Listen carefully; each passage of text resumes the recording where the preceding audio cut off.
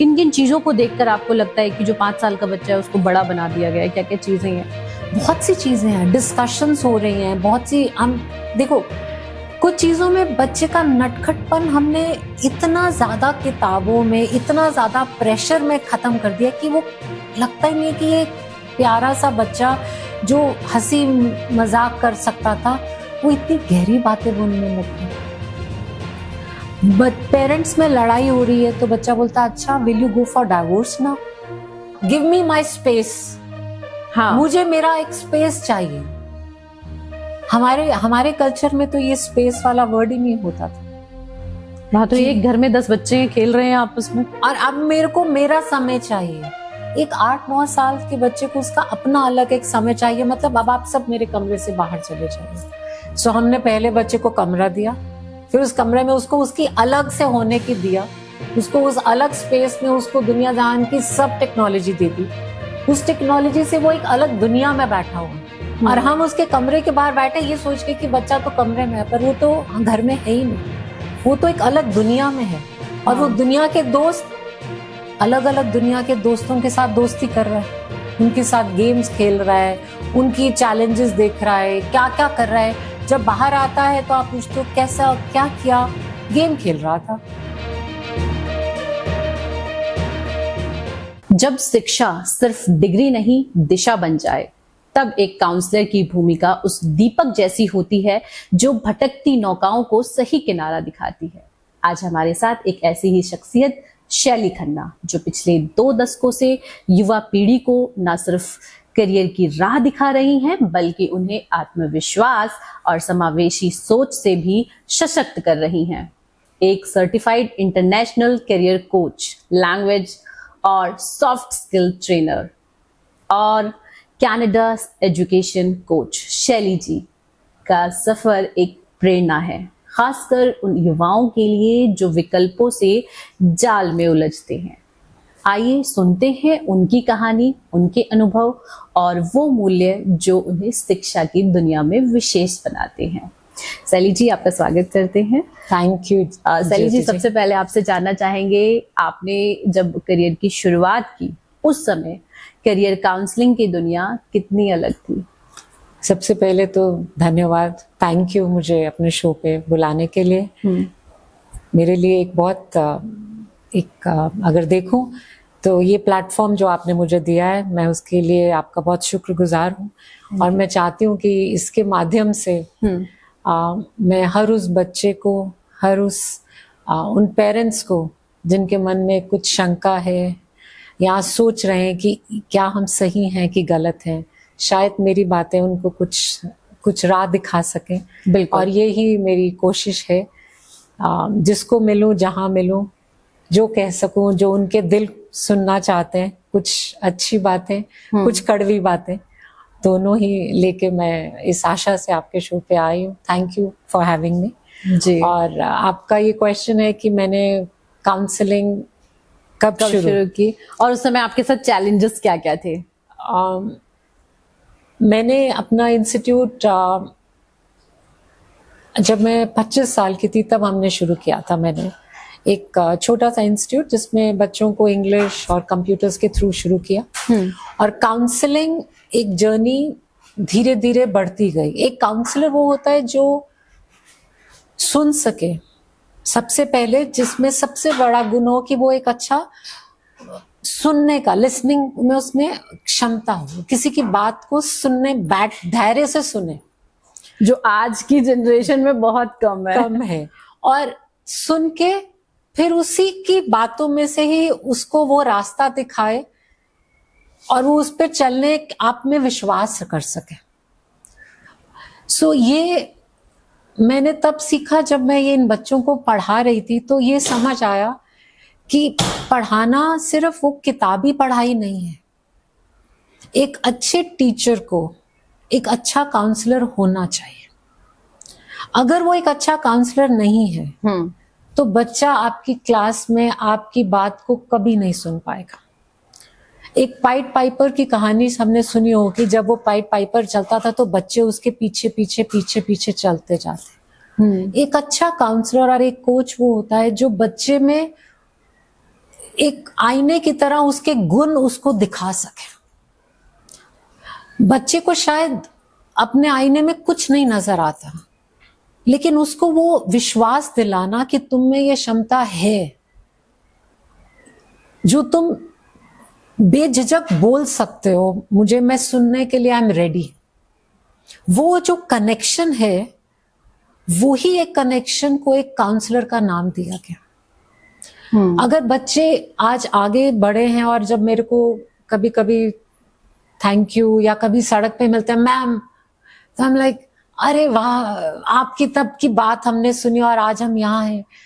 वो कनेक्शन जो है वो किताबों की लाइनों से नहीं था, वो तार दिल से जुड़े हुए थे, और वो दिल ही काउंसलिंग का नींव है, जब लोग आप में विश्वास कर सकें।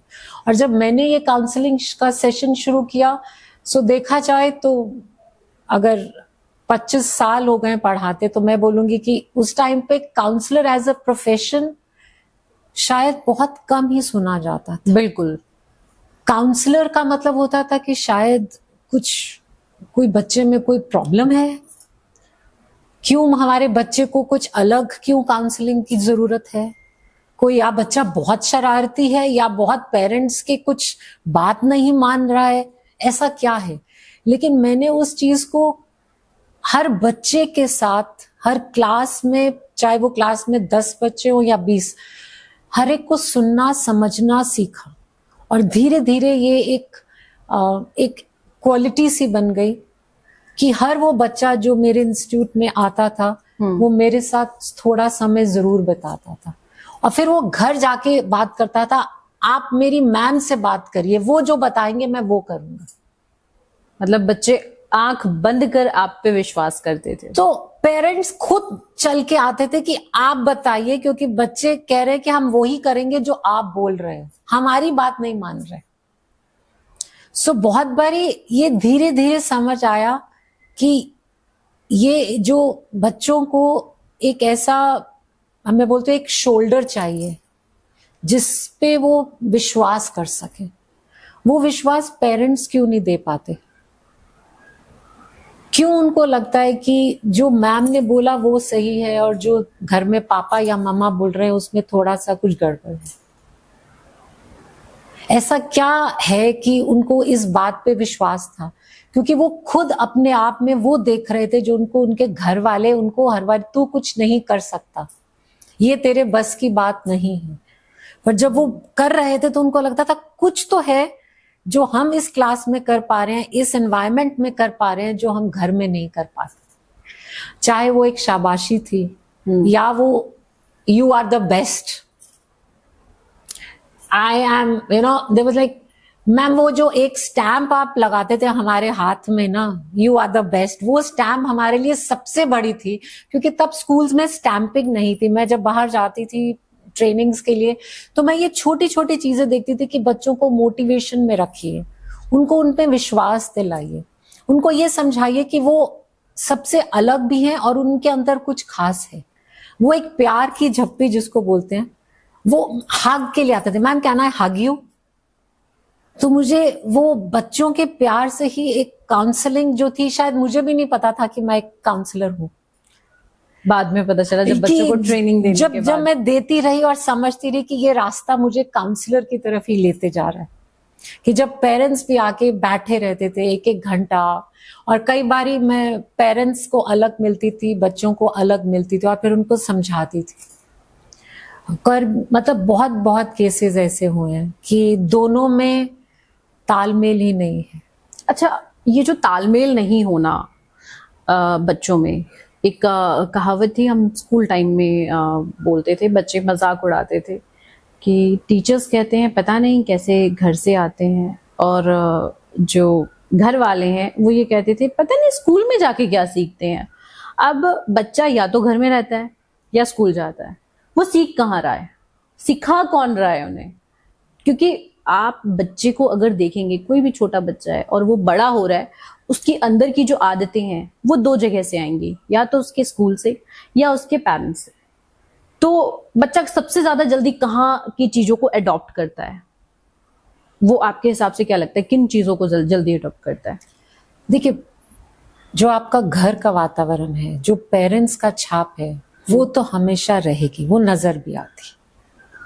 लेकिन जब बच्चा उस दायरे से जब बाहर निकलता है, जैसे एक कैटरपिलर की तरह जब वो बाहर निकलता है और वो एक अलग दुनिया में देखता है, जब एक ऐसे ग्रुप में बैठता है जहां पे हिंदुस्तान में एक है कि हमारा एक बड़ा क्लोज नेट सोशल स्ट्रक्चर है, हर एक की सोसाइटी, हर एक के घर में एक जैसा ही एनवायरनमेंट है। जैसे अगर बिकॉज मैं लड़कियों के साथ कुछ ज्यादा जुड़ गई थी क्योंकि उनके बहुत सोशो प्रेशर्स थे। तो एक लड़की जब 17-18 साल की होती है, जब उसके पेरेंट्स उसको भेजते हैं तो उनका क्या एक्सपेक्टेशंस होती हैं कि इसको बहुत प्रोटेक्टेड एनवायरनमेंट में रखना है, इसको इससे बात नहीं करने देनी है, ये क्लास में कितने लड़के हैं, ये आगे जाके इसकी शादी होनी है। तो वो बहुत सी लड़कियों को ऐसा लगता था कि हमें घुटन सी हुई है, कोई हमारी बात नहीं सुन रहा। पर वो अपने पेरेंट्स के एंटी नहीं थी, वो पेरेंट्स की छाप तो थी, लेकिन जो वो चाहती थी वो अपने पेरेंट्स को बोल नहीं सकती थी। दिल में ख्वाब तो हर एक के हैं, लेकिन इतना सोशल प्रेशर, इतना सोसाइटी का प्रेशर होना उनके ऊपर इतना था कि उनकी सोच ही कहीं दब गई थी। उनको लगता था कि हम कुछ भी बोले तो कहीं हमारे पेरेंट्स हमें डांट तो नहीं देंगे, मेरी मम्मा कहीं मेरे को घर से बाहर मैं सीखने जा रही हूँ कहीं रोक तो नहीं देंगे। को कुछ भी सीखना हो, उनके लिए एक छोटी सी चाहे इंग्लिश ही सीख रही थी या उनको लगता था वो बहुत बड़ी सी चीज सीख रही है, बिकॉज वो सिर्फ इंग्लिश नहीं सीख रही थी, वो एक नई सोच सीख रही थी। जब वो हमारे साथ बैठ के होता था वो एक डिस्कशन होती थी, जो आज हम देखते हैं कि सीबीएसई या स्कूल्स में बोलते हैं डिस्कशन प्लेटफॉर्म्स। मैं वो डिस्कशन प्लेटफॉर्म्स क्लास में लेती थी, छोटे छोटे इश्यूज होते थे और उन्हीं इश्यूज के थ्रू एक डिस्कशन प्लेटफॉर्म बना लिया मैंने। चाइल्ड मैरिज, यूथनेसियाज, जिसको अब बहुत ज्यादा हो गया है कि then topic on girl marriage, topic on education. तो मैं ये प्लेटफॉर्म्स पे जब डिस्कशन करती थी तो मैं उनको बोलती थी आप बोलो। जब वो बोलना शुरू होते थे तो उनको लगता था कि उनकी आवाज कोई सुन रहा है, जो वो कभी अपने पेरेंट्स को नहीं कह सकते थे कि मैं 18, 19, 20 साल में शादी नहीं करना चाहती, मैं पढ़ना चाहती हूँ और मैं वो पढ़ना चाहती हूँ जो मेरा दिल कर रहा है, ना कि वो पढ़ना चाहूँ। मैं नर्स इसलिए नहीं बनना चाहती ताकि मेरी शादी अच्छी जगह हो जाए, मैं नर्स इसलिए बनना चाहती हूँ कि मैं बनना चाहती हूँ। लेकिन सोसाइटल प्रेशर इतना था कि वो बच्चों के बेबस थे। फैमिली के अगेंस्ट इंडिया में हमारा कल्चर ऐसा, हम अपने पेरेंट्स के अगेंस्ट नहीं जा सकते, हम सैक्रिफाइस कर लेंगे बिकॉज हमें ये सिखाया गया है। और हम ये मानते भी हैं कि सबसे पहला गुरु माता पिता। तो ये जो आज की जनरेशन है, जो आजकल के बच्चे, मैं बात करूं 3rd 4th क्लास में जो बच्चे हैं, क्या वो लोग भी वैसे ही हैं जैसे कि जैसा आपने अभी बताया कि पेरेंट्स के अगेंस्ट नहीं जा सकते? हम बहुत सारे केसेस ऐसे देखते हैं कि पेरेंट्स की बात नहीं सुनी, चले गए, छोड़ दिया, अपनी दुनिया देख रहे हैं, अपना सब कुछ कर रहे हैं। कुछ बच्चे ऐसे भी हैं। आप सिर्फ ये कहना कि नहीं बच्चे माँ बाप की बात मान रहे हैं और वो अपनी खुशियों का गला घोट रहे हैं, तो ये भी नहीं कह सकते। तो जो बच्चे इस तरह की चीजें करते हैं उनके दिमाग में ऐसा क्या चल रहा होता है, उनके पेरेंट्स का क्योंकि अभी आपने कहा कि पेरेंट्स से ही बच्चे के अंदर आता है कि दबाव बनाते हैं, लेकिन जो बच्चे इस तरह की चीजें करते हैं वो किस वजह से करते हैं? वो कहते ना, कुछ भी चीज हमारी किताबों में, हमारे ग्रंथों में, हमारी गीता में भी कहा है संयम, बैलेंस, और जिसको योग कहा जाता है, बैलेंस इज वेरी इंपॉर्टेंट। हमने in the name of growth, उन्नति हो रही है, बच्चों को फ्रीडम दे रहे हैं, हम वो बैलेंस भूल गए।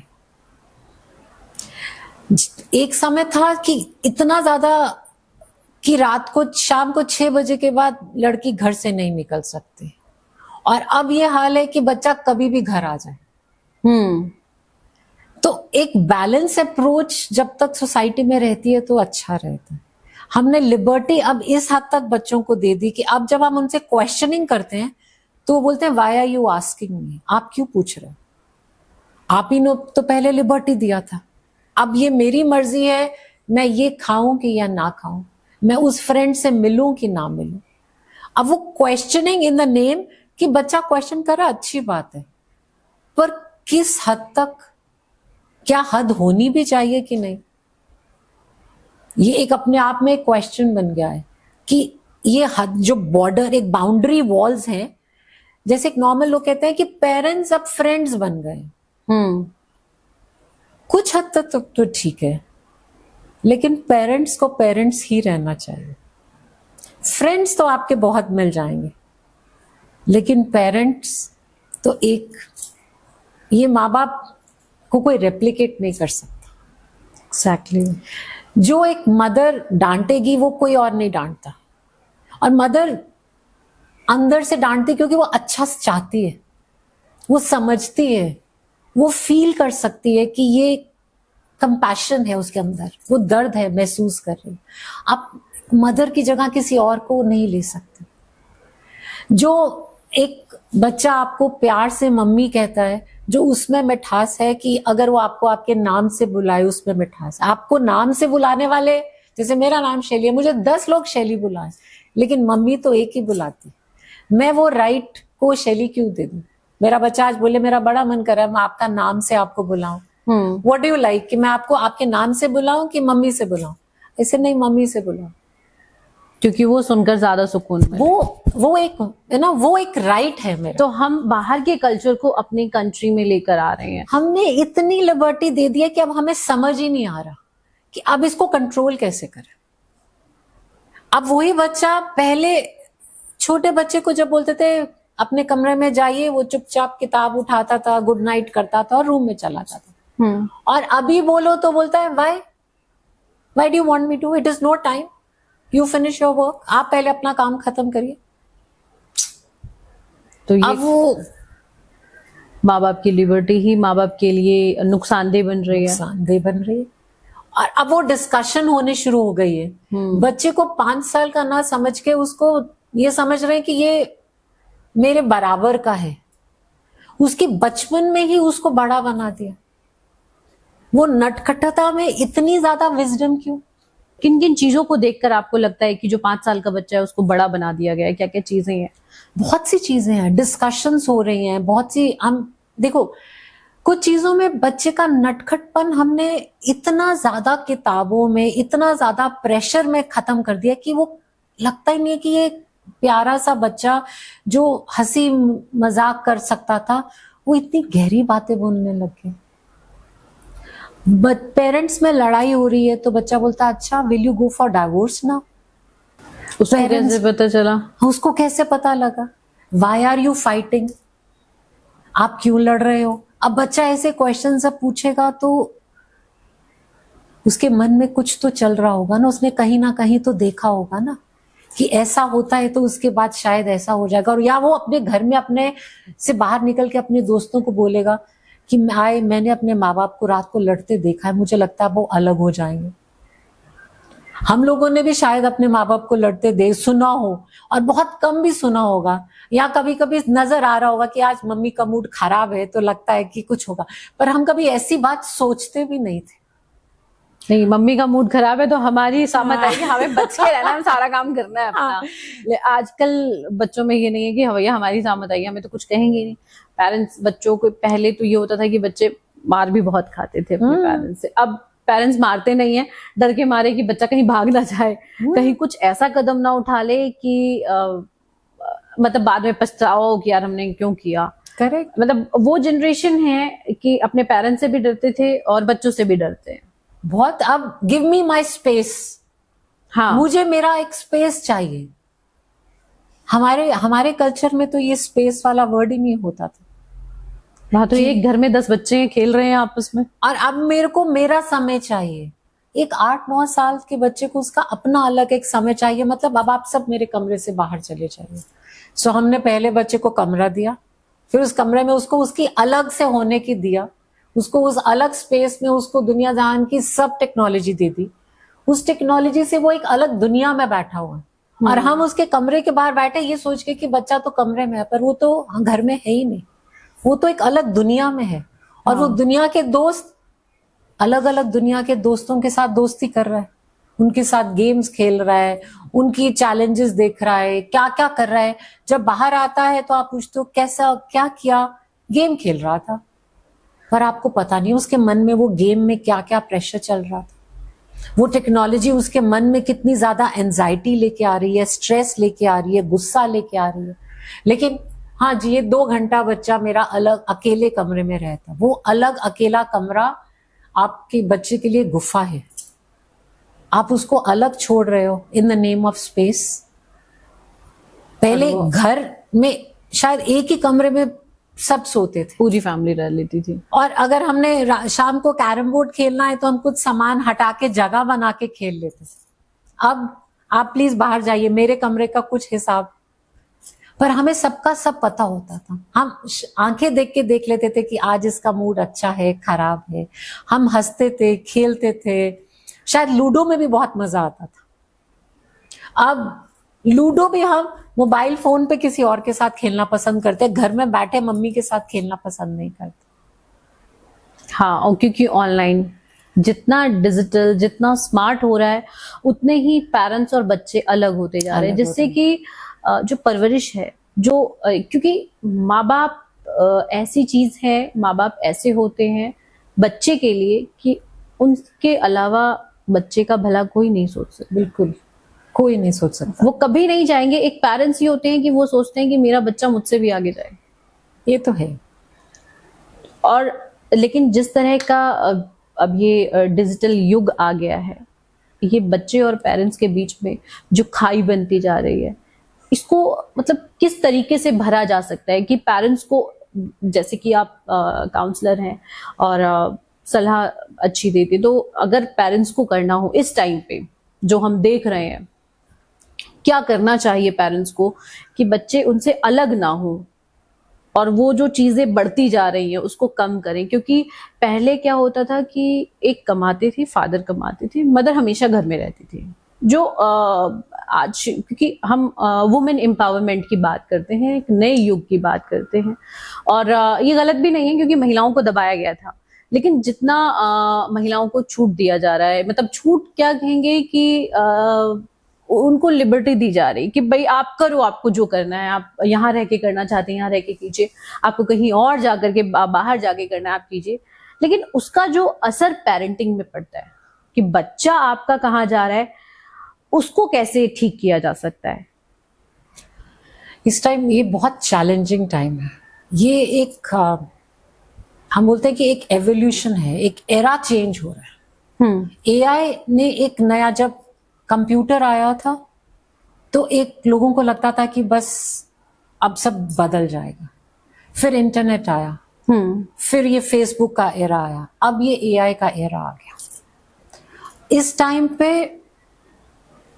एआई एक ऐसा, एआई काउंसलर बन गया है, एआई मदर बन गया है, फादर बन गया है, गूगल बन गया है। एआई के पास हर चीज का सॉल्यूशन है।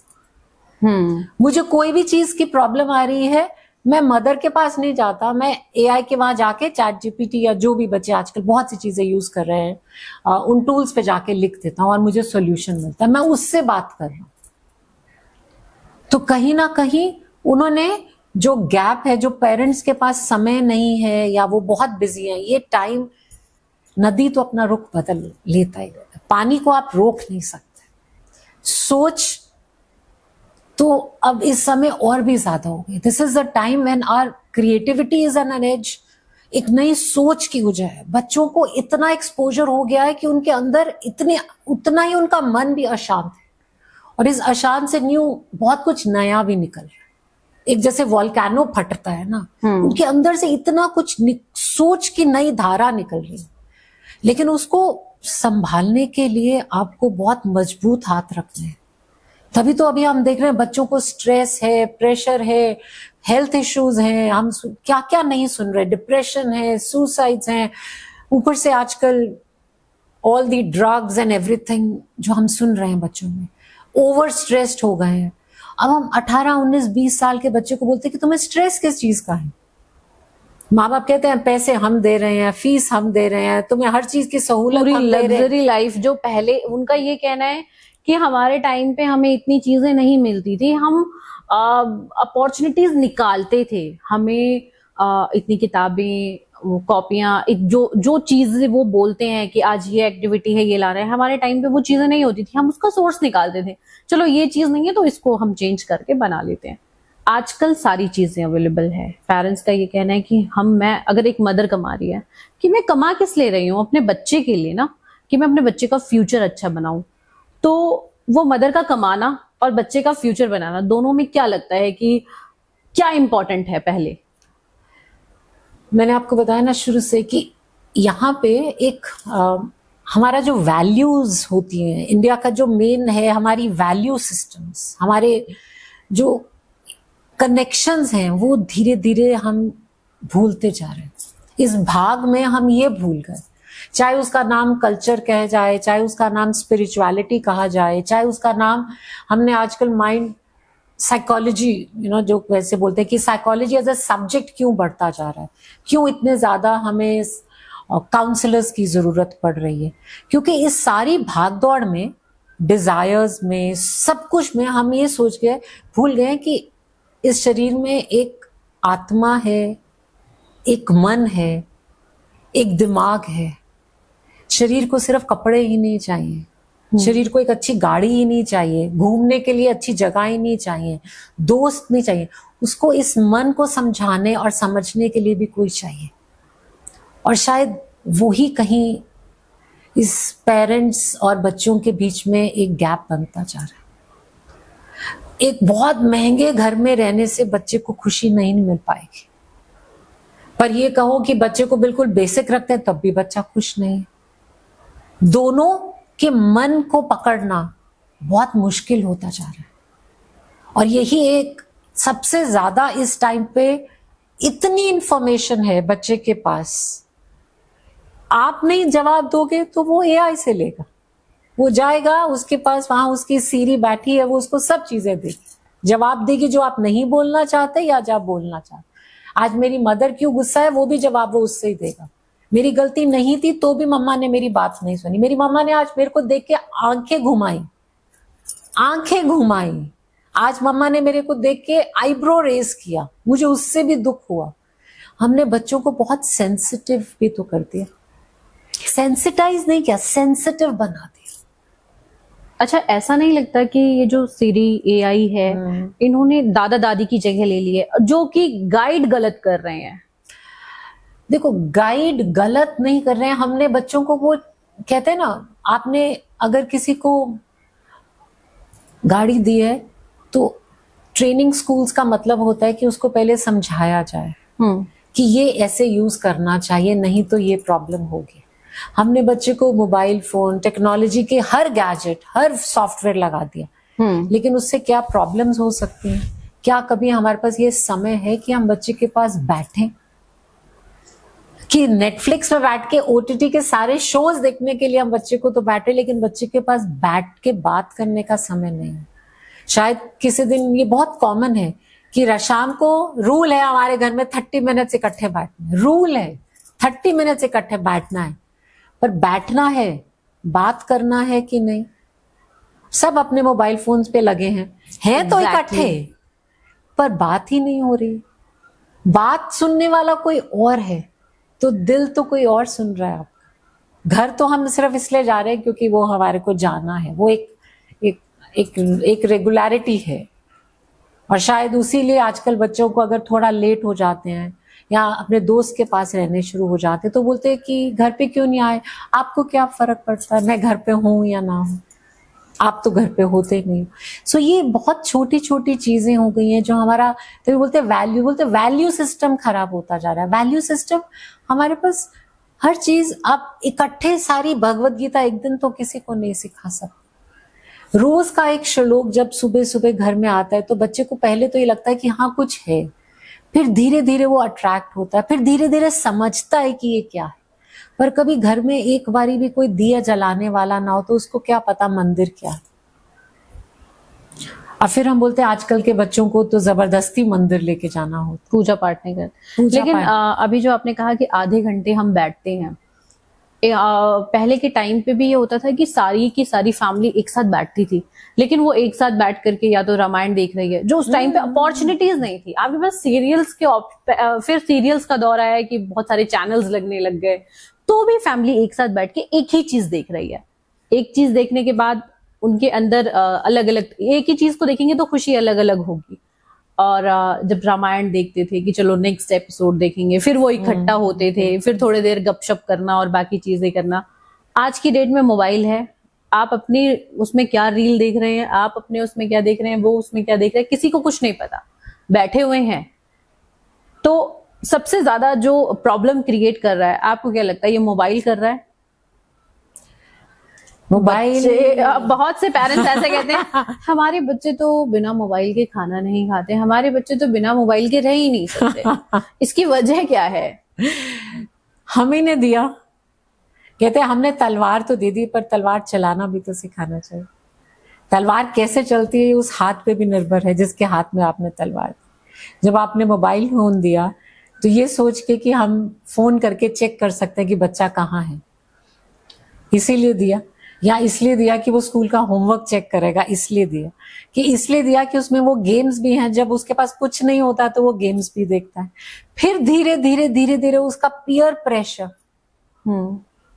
वो फ्रेंड्स जिनके साथ वो बैठता है, जब वो बात करते हैं, मैं रात को वो गेम खेल रहा था, तू नहीं खेल रहा था। एक बहुत पिक्चर अभी बहुत, अगर आपने इसके बारे में सुना हो, यूके की एक पिक्चर एडोलेसेंस, जिसमें एक यही चाइल्ड साइकोलॉजी के ऊपर बनी है कि जब parents the child in fact assaults and murders one of उसी के एज ग्रुप में एक बच्चे को, कि पीयर प्रेशर आजकल इतना स्ट्रांग हो गया है कि मेरा दोस्त ऐसा करता है, मैं वैसा क्यों नहीं कर सकती। और या क्योंकि पेरेंट्स के पास तो उतना ही समय है, तो उनके लिए ये बहुत जरूरी है कि उनके फ्रेंड्स का एक ग्रुप जरूर हो, नहीं तो बच्चा अकेला कोने में हो जाता है। और वो बच्चा जब अकेला हो जाता है, घर में भी अकेला, सोसाइटी में भी अकेला, और इंटरनेट का दुनिया भी अकेली। अकेला मन डरता है, कमजोर भी है, और वो कहते हैं ना, उसमें कुछ भी हो सकता है, कुछ भी भाव आ सकता है। वो पेरेंट्स को समझ ही नहीं आता कि वो होल कब बच्चे के अंदर बन जाता है, एक दिन में नहीं बनता। जब वो फ्रेंड्स आके बोलते हैं मैंने वहां पे ये खेला, तुझको को नहीं आता, हो तेरे पापा तो ऐसे हैं, तेरे पापा तो नहीं। अगर आप मना भी करोगे तो वो कहीं ना कहीं जाके वो मन की जो क्यूरियोसिटी है वो आपकी डांट से रुकेगी नहीं। तो बहुत बारी आपको कुछ चीजें ऐसी हैं जो बच्चा, जब आप बोलते हैं, तभी तो पहले बोलते थे रात को खाना इकट्ठे खाइए, एटलीस्ट घर का एक मील इकट्ठा करिए। एक रूल रखिए कि जब हम खाना खा रहे हैं हम कोई भी मोबाइल फोन पे बात नहीं करें। रूल है, खाना कोई अपने कमरे में अलग अलग नहीं खाएगा। एक समय कुछ एक रूल तो बनाना चाहिए। पापा 9 बजे आते हैं, मामा जल्दी आ जाते हैं, बच्चे को स्कूल में, अगर पेरेंट्स बने हो कुछ सैक्रिफाइस तो करना ही चाहिए, चाहे वो मदर करे चाहे वो फादर करे। अगर ये ड्यूटी ली है कि we want to be a parent, तो आप इससे पीछे नहीं छूट सकते। ये तो है।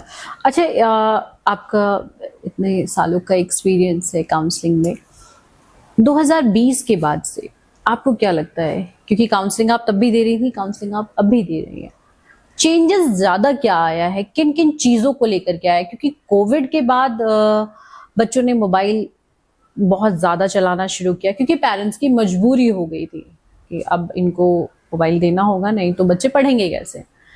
और हम आजकल मोबाइल को इसलिए भी लेते हैं, एआई को भी इसलिए लेते हैं कि बच्चा हमारा ओवर स्मार्ट होगा, क्योंकि उसको जो भी पूछना होगा, अगर मान लीजिए कि हम नहीं है या हमें नहीं पता, नहीं जरूरी नहीं कि पेरेंट्स को भी सब कुछ आता हो, तो वो एआई करे और गूगल करे और सिरी करे, क्योंकि वो बहुत ज्यादा इजी है कि हमने बोला और हमें आंसर मिल गया।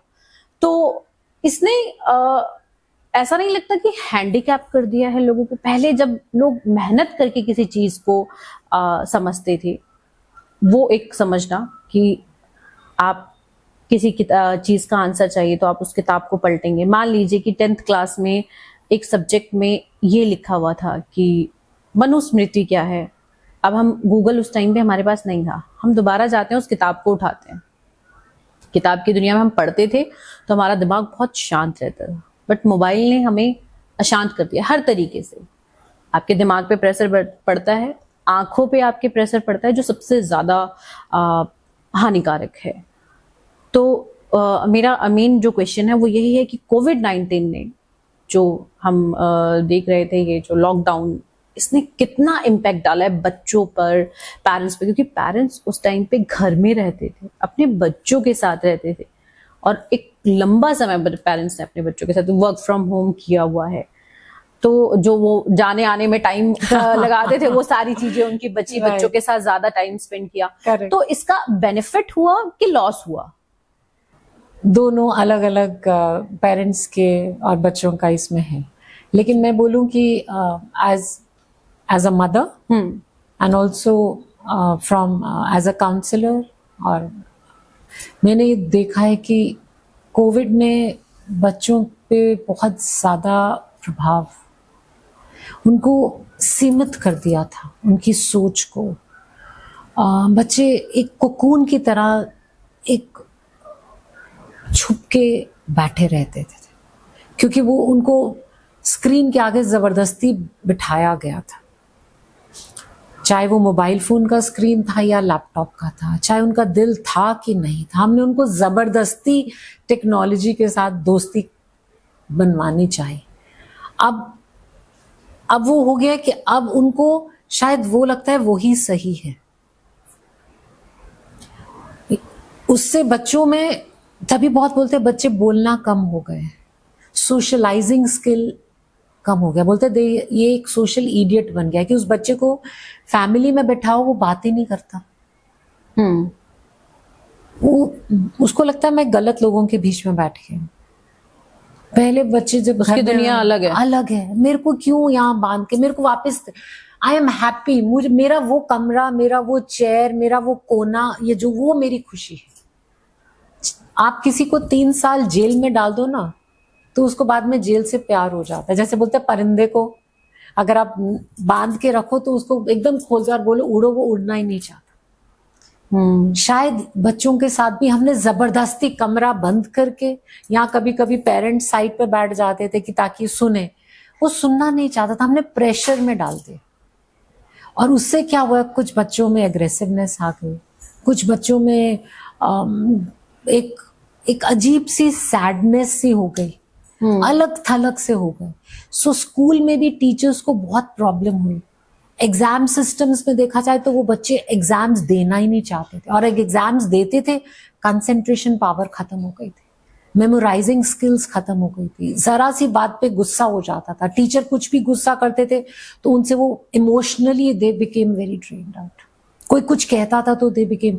सो ये चेंजेस स्कूल में टीचर्स ज्यादा ऑब्जर्व कर रहे थे, इसीलिए स्कूल्स वालों को एग्जामिनेशन सिस्टम में लाने में कम से कम 2 से 3 साल लग गए। बच्चे एग्जाम्स की शीट में ब्लैंक शीट्स दे के आ रहे थे, और ये चेंज तो था इसमें स्कूल्स के टीचर्स, जो स्कूल ये समझ रहे थे, जहाँ पे काउंसलर्स जो समझ रहे थे, उनको बहुत टाइम लगा बच्चों को वापस साइकिल में लाने में, बच्चों को ये समझाने में कि आप ग्रुप में खेलना चाहिए, ग्रुप एक्टिविटीज होनी चाहिए, एक दूसरे से बात कैसे करनी, उनको वापस लाना पड़ा। लाइक मंकीज, लाइक फिशेस, हमें एक बहुत ध्यान से बच्चों को वापस मेन स्ट्रीम में लाना। कुछ स्कूल कामयाब हुए, कुछ पेरेंट्स कामयाब हुए जो इस समझ पाए, और जो पेरेंट्स इसमें नहीं अपनी रेगुलर भागदौड़ में रहे और उन्होंने बोला ये हमारी ड्यूटी नहीं है, या स्कूल्स के टीचर्स में उतनी प्रेशर और ट्रेनिंग नहीं दी गई, वो बच्चों पे बहुत ज्यादा इम्पैक्ट। मैं कहूंगी कि आप बोलते हो कि चैट जीपीटी और इतने ज्यादा और जो मॉडल्स आए हैं, देखा जाए तो हमारे पास दुनिया की सब लाइब्रेरीज आ गई। हमें कोई भी इंफॉर्मेशन, देखा जाए तो ये सोचा गया कि बच्चों को knowledge, I have a library, मेरे हाथ में कोई भी इंफॉर्मेशन मैं पढ़ना चाहूं। टेक्नोलॉजी वालों ने तो ये देखा कि हमने हर एक बच्चे को सहूलत दे दी है कि आप कुछ भी पढ़ना चाहो, आप अगर स्कूल आज की डेट में, आप पेरेंट्स अगर बच्चे को स्कूल नहीं भी भेजे तो वो घर बैठ के बच्चे को पढ़ा सकते हैं। इसीलिए इंडिया से बाहर और अब इंडिया में भी शायद बहुत कम है, पर होम स्कूलिंग का कॉन्सेप्ट शुरू हुआ कि आप बच्चों को पढ़ाओ और उस मिट्टी, देखे थे ना बच्चे, वो मिट्टी है, मिट्टी का घड़ा, आप इसको कैसे भी ढाल सकते हैं। तो उन्होंने उस कॉन्सेप्ट में बच्चे को और बेटर करने का, क्योंकि यही तो धरोहर है हमारी, इन्होंने ही चलाना है। अगर हम ये उनको यही दिखाएंगे नेगेटिव, तो वो नेगेटिव देखेंगे। अगर हम उनको दिखाएंगे कि इसमें तो बहुत पॉजिटिव है, आप इससे कुछ सीख सकते हो, आप इसमें आप कितना सीख सकते हो, पर आप सोचो वो अपने आप सीख लेगा? नहीं। क्या उसको कोई गुरु चाहिए? और यहीं पे गुरु की वैल्यू आती है कि बिना गुरु के, क्यों हमारे किताबों में, ग्रंथों में कहा गया है कि बिना गुरु गति, और पर नहीं है ना, गति नहीं है। पर हम आजकल गुरु को रिप्लेस कर रहे हैं डिजिटल से, पर उस डिजिटल वर्ल्ड में भी गुरु के बिना नहीं गति है। इतनी इंफॉर्मेशन है कि शायद गलत और सही का एक खत्म हो गया। हाँ, कि क्या सही है क्या गलत है, उसका खत्म ही हो गया बच्चों के अंदर का कॉन्सेप्ट। अगर आप बच्चों को आज आप 17-18 इयर्स के बच्चों को पूछते हो, जब ये when they are into some kind of parties में, बहुत कुछ बच्चे खाते हैं पीते हैं, तो बोलते हैं क्या बुरी बात है इसमें, ये तो पार्ट ऑफ द लाइफ है, ये तो सोशल स्ट्रक्चर्स है, इसमें हर जगह पार्टी के नॉर्म्स हैं। अब ये पार्टी के नॉर्म्स किसने बनाए? एआई ने तो नहीं बनाए थे, नहीं, कंप्यूटर्स ने भी नहीं बनाए थे, लेकिन किसी ना किसी ने तो घर में ये रूल्स लेके आए ना कि पार्टी के लिए ये सब चीजें करनी है। तो अगर आप कर रहे हो तो बच्चा भी तो वही करेगा ना, बच्चा आपका प्रतिबिंब है। सो आप हर चीज में कंप्लेन करना, अपनी प्रॉब्लम्स, हमारी गलती को डिजिटल के ऊपर डालना अच्छी बात तो नहीं। तो संयम, यही हमारा योग कहता है, जो जरूरी है। अच्छा शैली जी, आप काउंसलर हैं, तो आप सिर्फ पेरेंट्स को ही समझाती हैं या टीचर्स को भी? क्योंकि बच्चा दो जगह से सीख रहा होता है, अपने स्कूल से, अपने माता पिता से। तो क्या स्कूल में भी जाकर के ये चीजें सिखाने की आपको लगता है जरूरत पड़ती है, काउंसलिंग देने की जरूरत पड़ती है कि नहीं, आप लोगों की वजह से बच्चे का जो स्ट्रेस लेवल है या बच्चे का दिमाग जो है वो उस तरीके का नहीं है जिस तरीके का बच्चे का होना चाहिए, बच्चे में जो बचपना होना चाहिए वो होना चाहिए, और आपकी वजह से नहीं है? इसके लिए तो I think government is the right person, उनकी ड्यूटी है। सीबीएसई बोर्ड्स, बहुत से बोर्ड्स हैं और वो ये सब काम कर भी रहे हैं, ट्रेनिंग्स कर रहे हैं, रेगुलर ट्रेनिंग्स, और इसको ज्यादा से ज्यादा करना चाहिए। जितना हो रहा है उससे ज्यादा करना चाहिए। अगर नहीं है तो काउंसलर्स जैसे हम जैसे जो इस मुहिम से जुड़ना चाहते हैं, जो प्राइवेट काउंसलर्स, अगर आप इनको इन्वॉल्व करना चाहिए, क्योंकि ये हमारी सोसाइटी है, हमारे बच्चे हैं, एक अपना ही बच्चा नहीं, देश के सब बच्चे हमारे बच्चे हैं। सो अगर हम एक इंक्लूसिव ग्रुप बनाते हैं कि टीचर्स के पास और प्रेशर है, उनके पास एक अलग चैलेंजेस भी हैं कि हमें एकेडमिकली ये सिलेबस खत्म करना है, लेकिन आप बच्चों के साथ, जिसको बोलते हैं कि एक मॉरल साइंस, एक ज्ञान, एक काउंसलिंग, एक फन क्लास, जिसमें बच्चा बिना ये सोचे कि मैं डरे नहीं, अपनी मन की बात बोल सके, ऐसा एक पीरियड हर स्कूल में होना चाहिए, जरूरी है। हो सकता है घर में जाके नहीं बोले, लेकिन एक घंटे का, आधे घंटे का, 15 मिनट का, डिपेंडिंग आपका क्या सिस्टम है, लेकिन ये सेशंस बहुत जरूरी है। और जो बच्चा इन पलों में सीखता है, बोल के, डिस्कशंस में, वो क्लास की उन किताबों में तो वो कुछ नहीं सीखे। बहुत से बच्चे ऐसे हैं, मैं अगर अपनी बिटिया का भी करूं, क्योंकि हम बहुत सी चीजें अपने बच्चों से भी देखते हैं, उसको मैथ्स, और ये मेरी बेटी नहीं, बहुत से बच्चे, हमें मैथ्स पसंद नहीं है और हमने लिबर्टी दे दिया कि आप मैथ्स अगर आपको नहीं पसंद है तो आप छोड़ दो। मैथ्स क्यों पसंद नहीं है?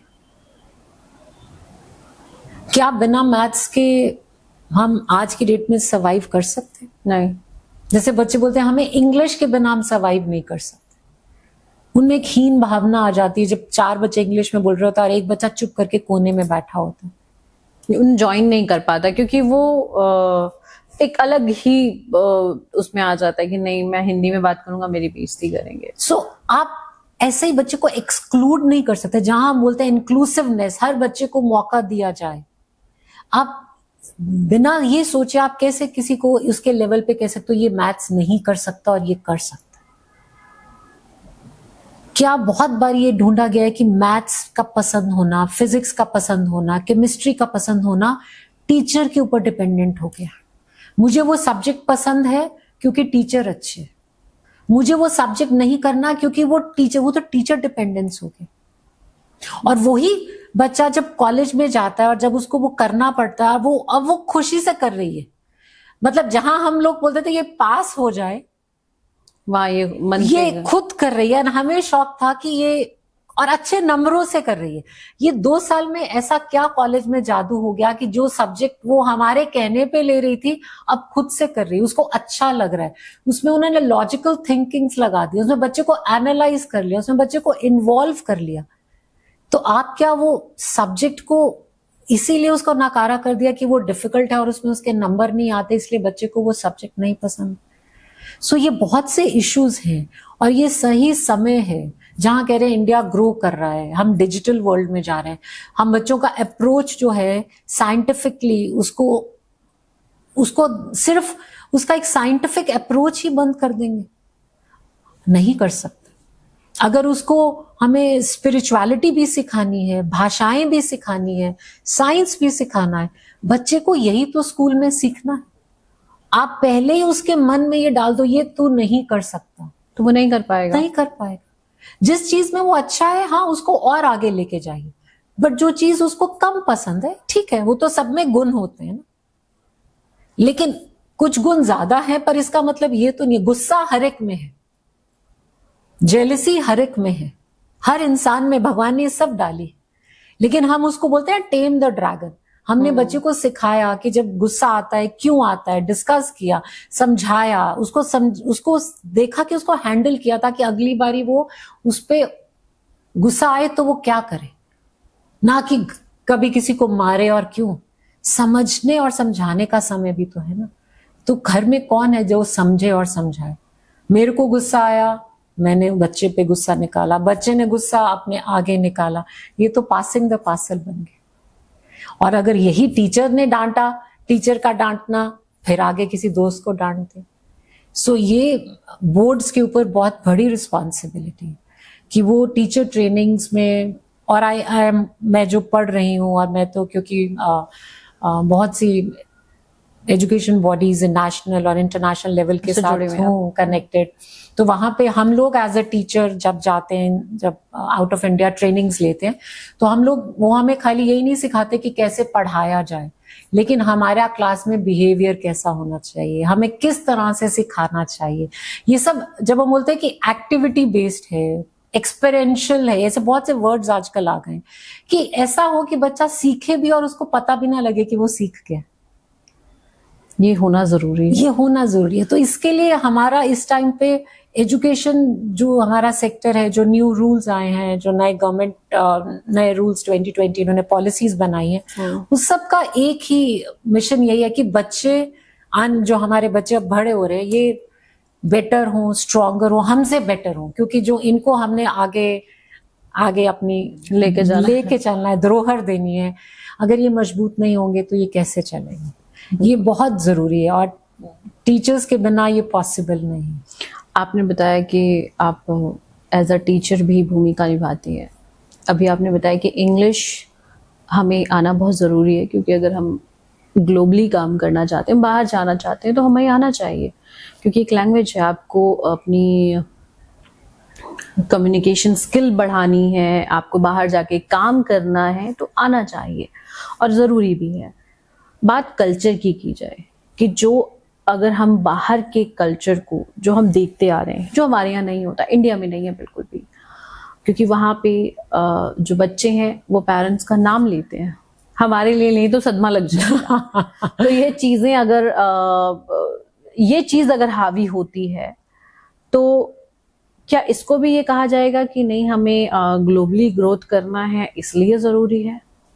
आज के समय में तो जब कहा जाता है कि सारी दुनिया एक विलेज है, वर्ल्ड इज वन विलेज बन गया है ना, ग्लोबल, जैसे ग्लोबलाइजेशन का वर्ड आता है, आप अलग थलग होके एक कंट्री सर्वाइव ही नहीं कर पाएगी। इंडिया का अगर कट जाए, सिर्फ अपने आप तक सीमित हो जाए, तो इंडिया ग्रो ही नहीं कर पाती। इंडिया को तो सबके साथ चलेगी तभी आगे ग्रो होगी।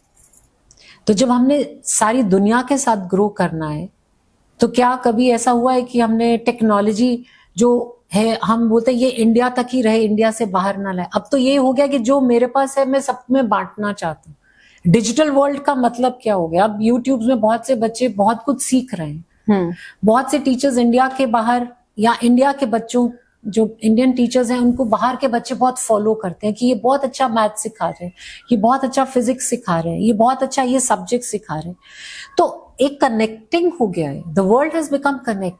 तो आप बच्चों को कम्युनिकेशन क्यों नहीं सिखाओगे? आप कैसे बात सकते हो कि बच्चे को भाषा नहीं आनी चाहिए? आप अभी कॉग्निटिव स्किल्स की बात होती है कि जितनी ज्यादा बच्चा भाषाएं बोल सके उतना ज्यादा वो शार्प होता है। नहीं, भाषा इंपॉर्टेंट है, बट कल्चर, क्योंकि हम एक ही चीज नहीं ले रहे होते हैं, हम बहुत कुछ ले रहे होते हैं। आजकल स्कूलों में बच्चों को मारना अलाउ नहीं है, आप बच्चों को हाथ नहीं लगा सकते, लेकिन पहले के टाइम पे ऐसा नहीं था।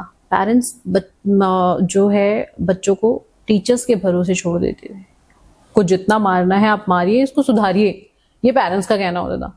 आज की डेट में बच्चा अगर बोल दें कि नहीं पेरेंट्स ने मतलब टीचर ने हमें मारा या कुछ किया, तो वो ये नहीं पूछेंगे कि बेटा तुम्हारी क्या गलती थी, अपनी गलती बताओ, वो कंप्लेन कर देंगे सीधा, क्योंकि हम ये बाहर से देखते आ रहे हैं।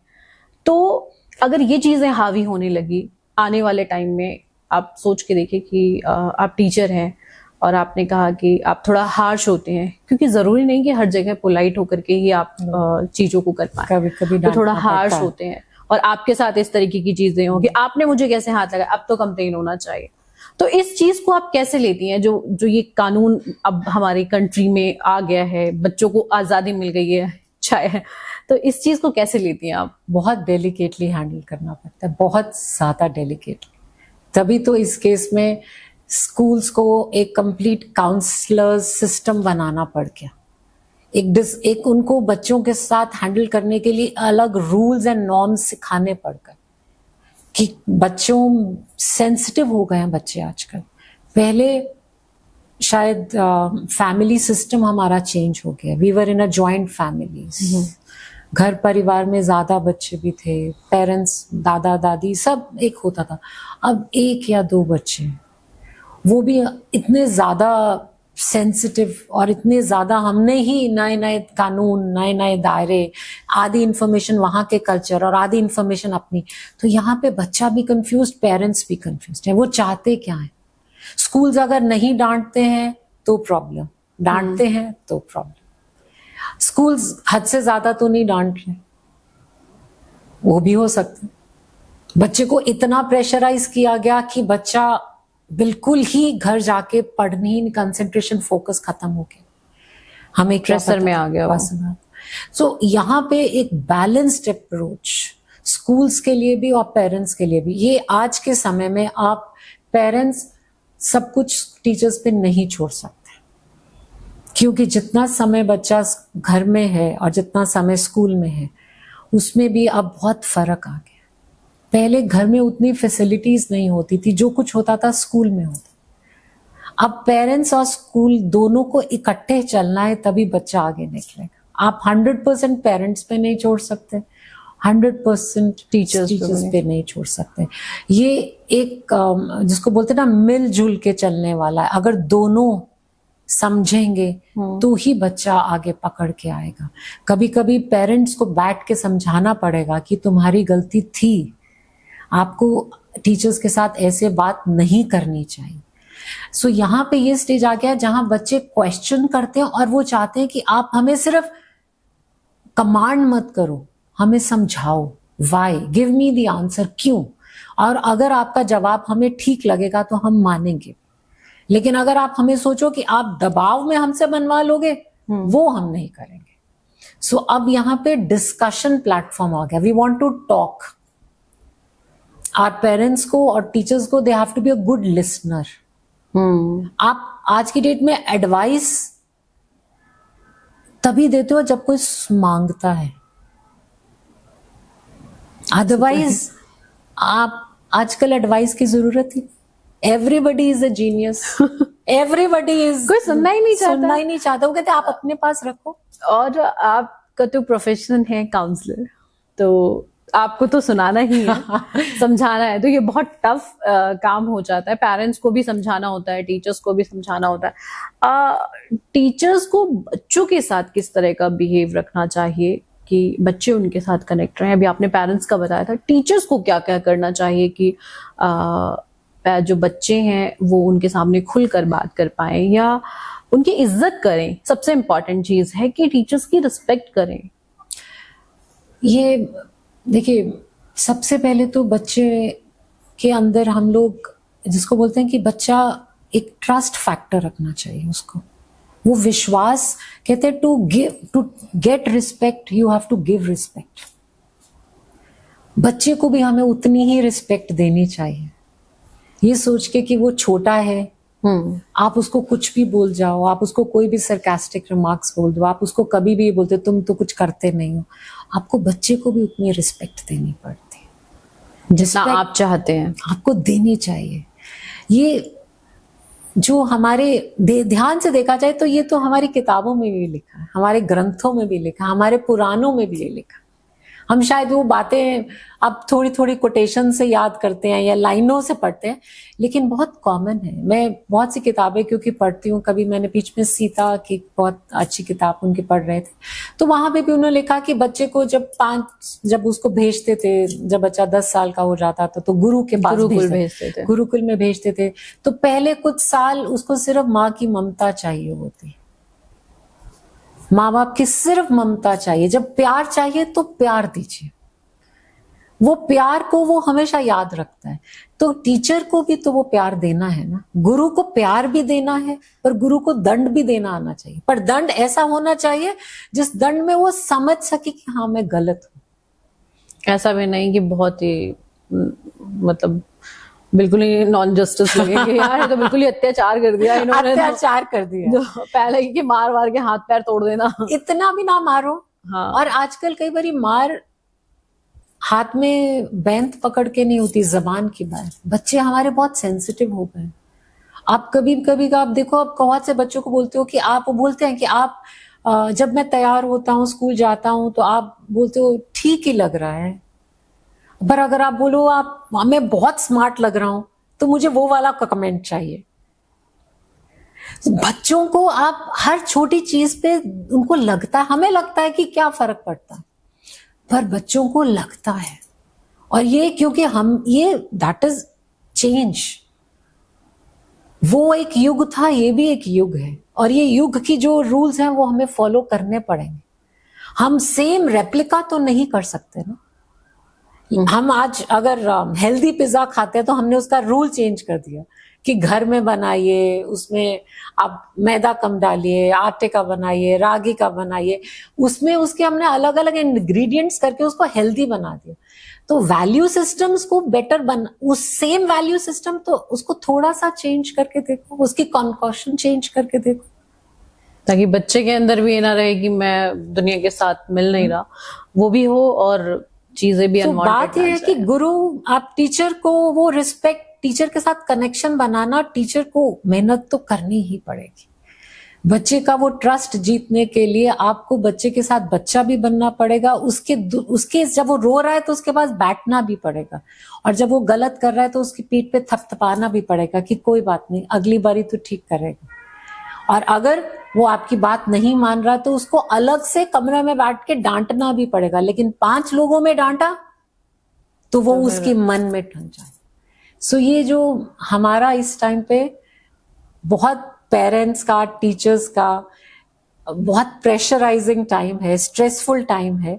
हम ये नहीं कह सकते कि सिर्फ कुछ देर गए पढ़ाए, क्योंकि हर बच्चा अलग है। और आप जब पूरी दुनिया के साथ वो बच्चा कनेक्ट कर रहा है बच्चा कभी, आजकल तो एक्सचेंज प्रोग्राम्स हो रहे हैं, अगर यही बच्चा 12th के बाद जॉब करता है यही इंडिया में बैठ के, लेकिन जहां जॉब कर रहा है उसको आजकल तो आप बैठ के कहीं पे भी काम कर सकते हो। जिनके साथ बात कर रहा है वो इंडिया के बाहर है, उनको इंग्लिश चाहिए, उनको कम्युनिकेशन चाहिए। आप कैसे बच्चे को ये चीजें नहीं सिखाओगे? सिखाना तो पड़ेगा। भाषाएं सिखाइए, कल्चर नहीं।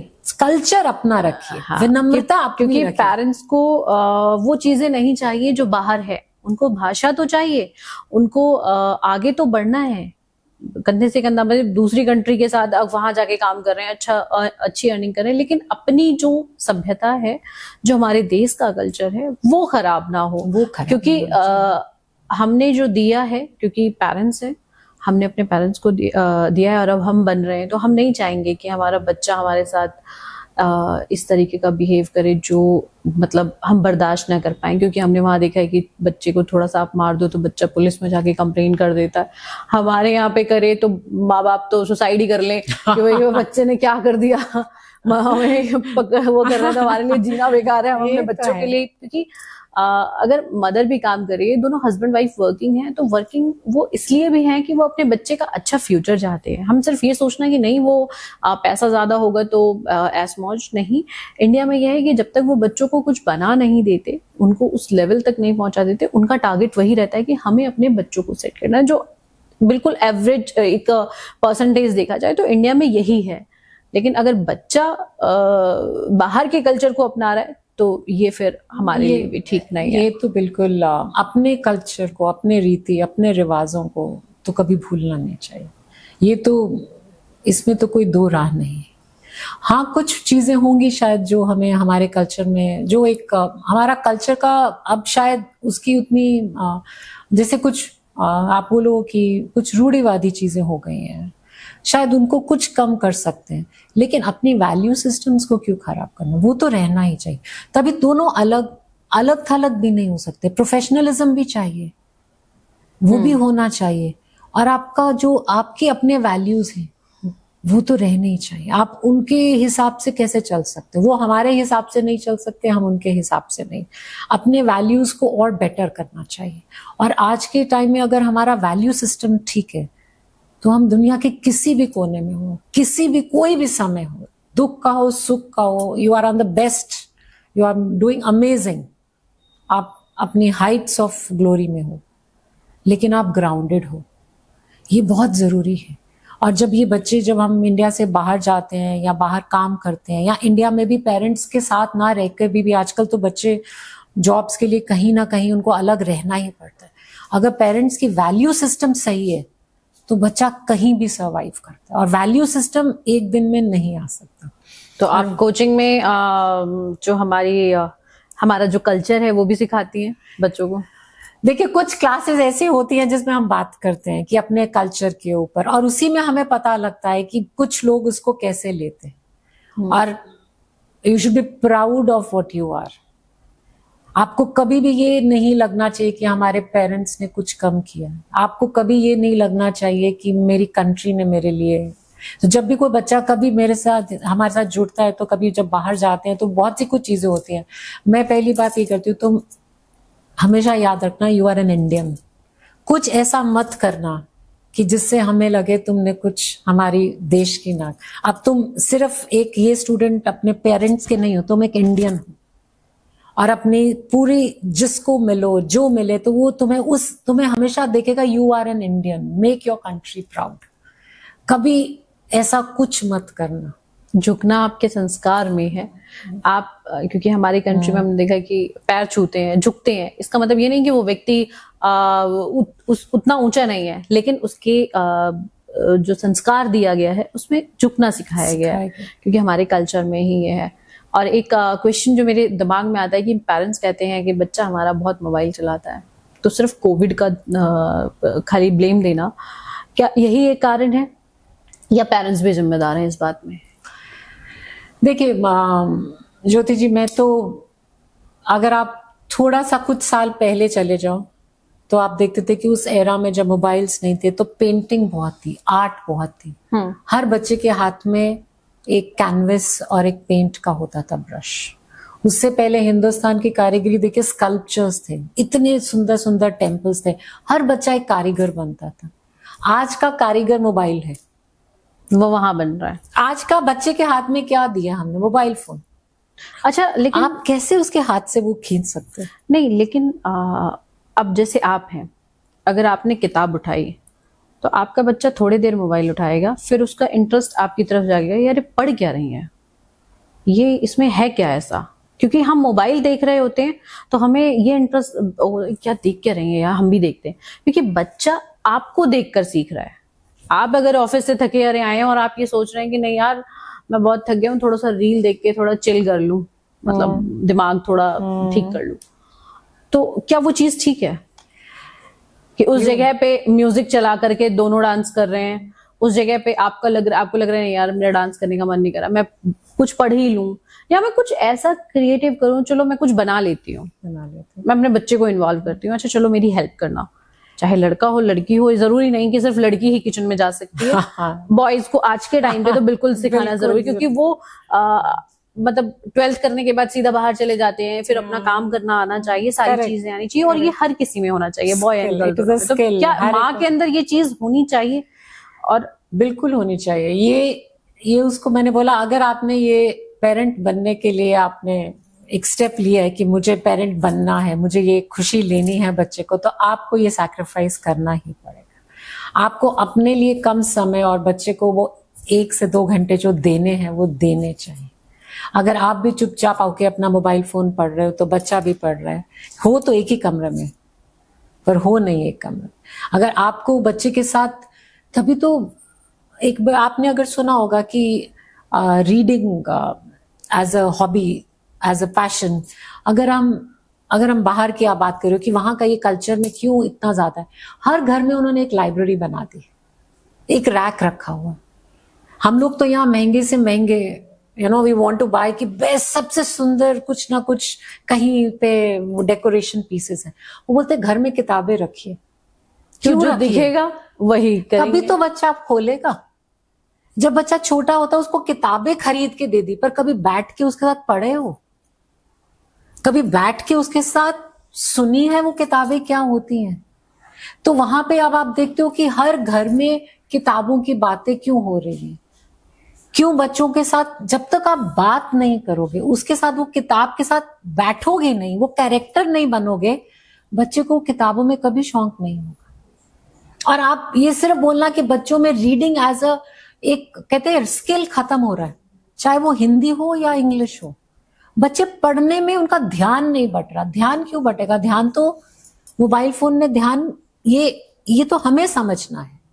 एग्जैक्टली ये तो हमें समझना है कि ये कर क्या रहा है। अगर आपने बच्चे को, मैंने बोला तलवार दिया, तलवार चलाना, वो हाथ जिसमें दिया उस हाथ को भी सब समझाना पड़ेगा ना। अगर हमने फोन दिया है तो उसको बताना पड़ेगा कि ये इससे, और कई बार वो नहीं सुनता है, बच्चा नहीं सुनता है, तो हमें उसके साथ वो कट के अपना फोन भी तो अलग रख के उसके साथ बैठना पड़ेगा ना, वो खेलना पड़ेगा।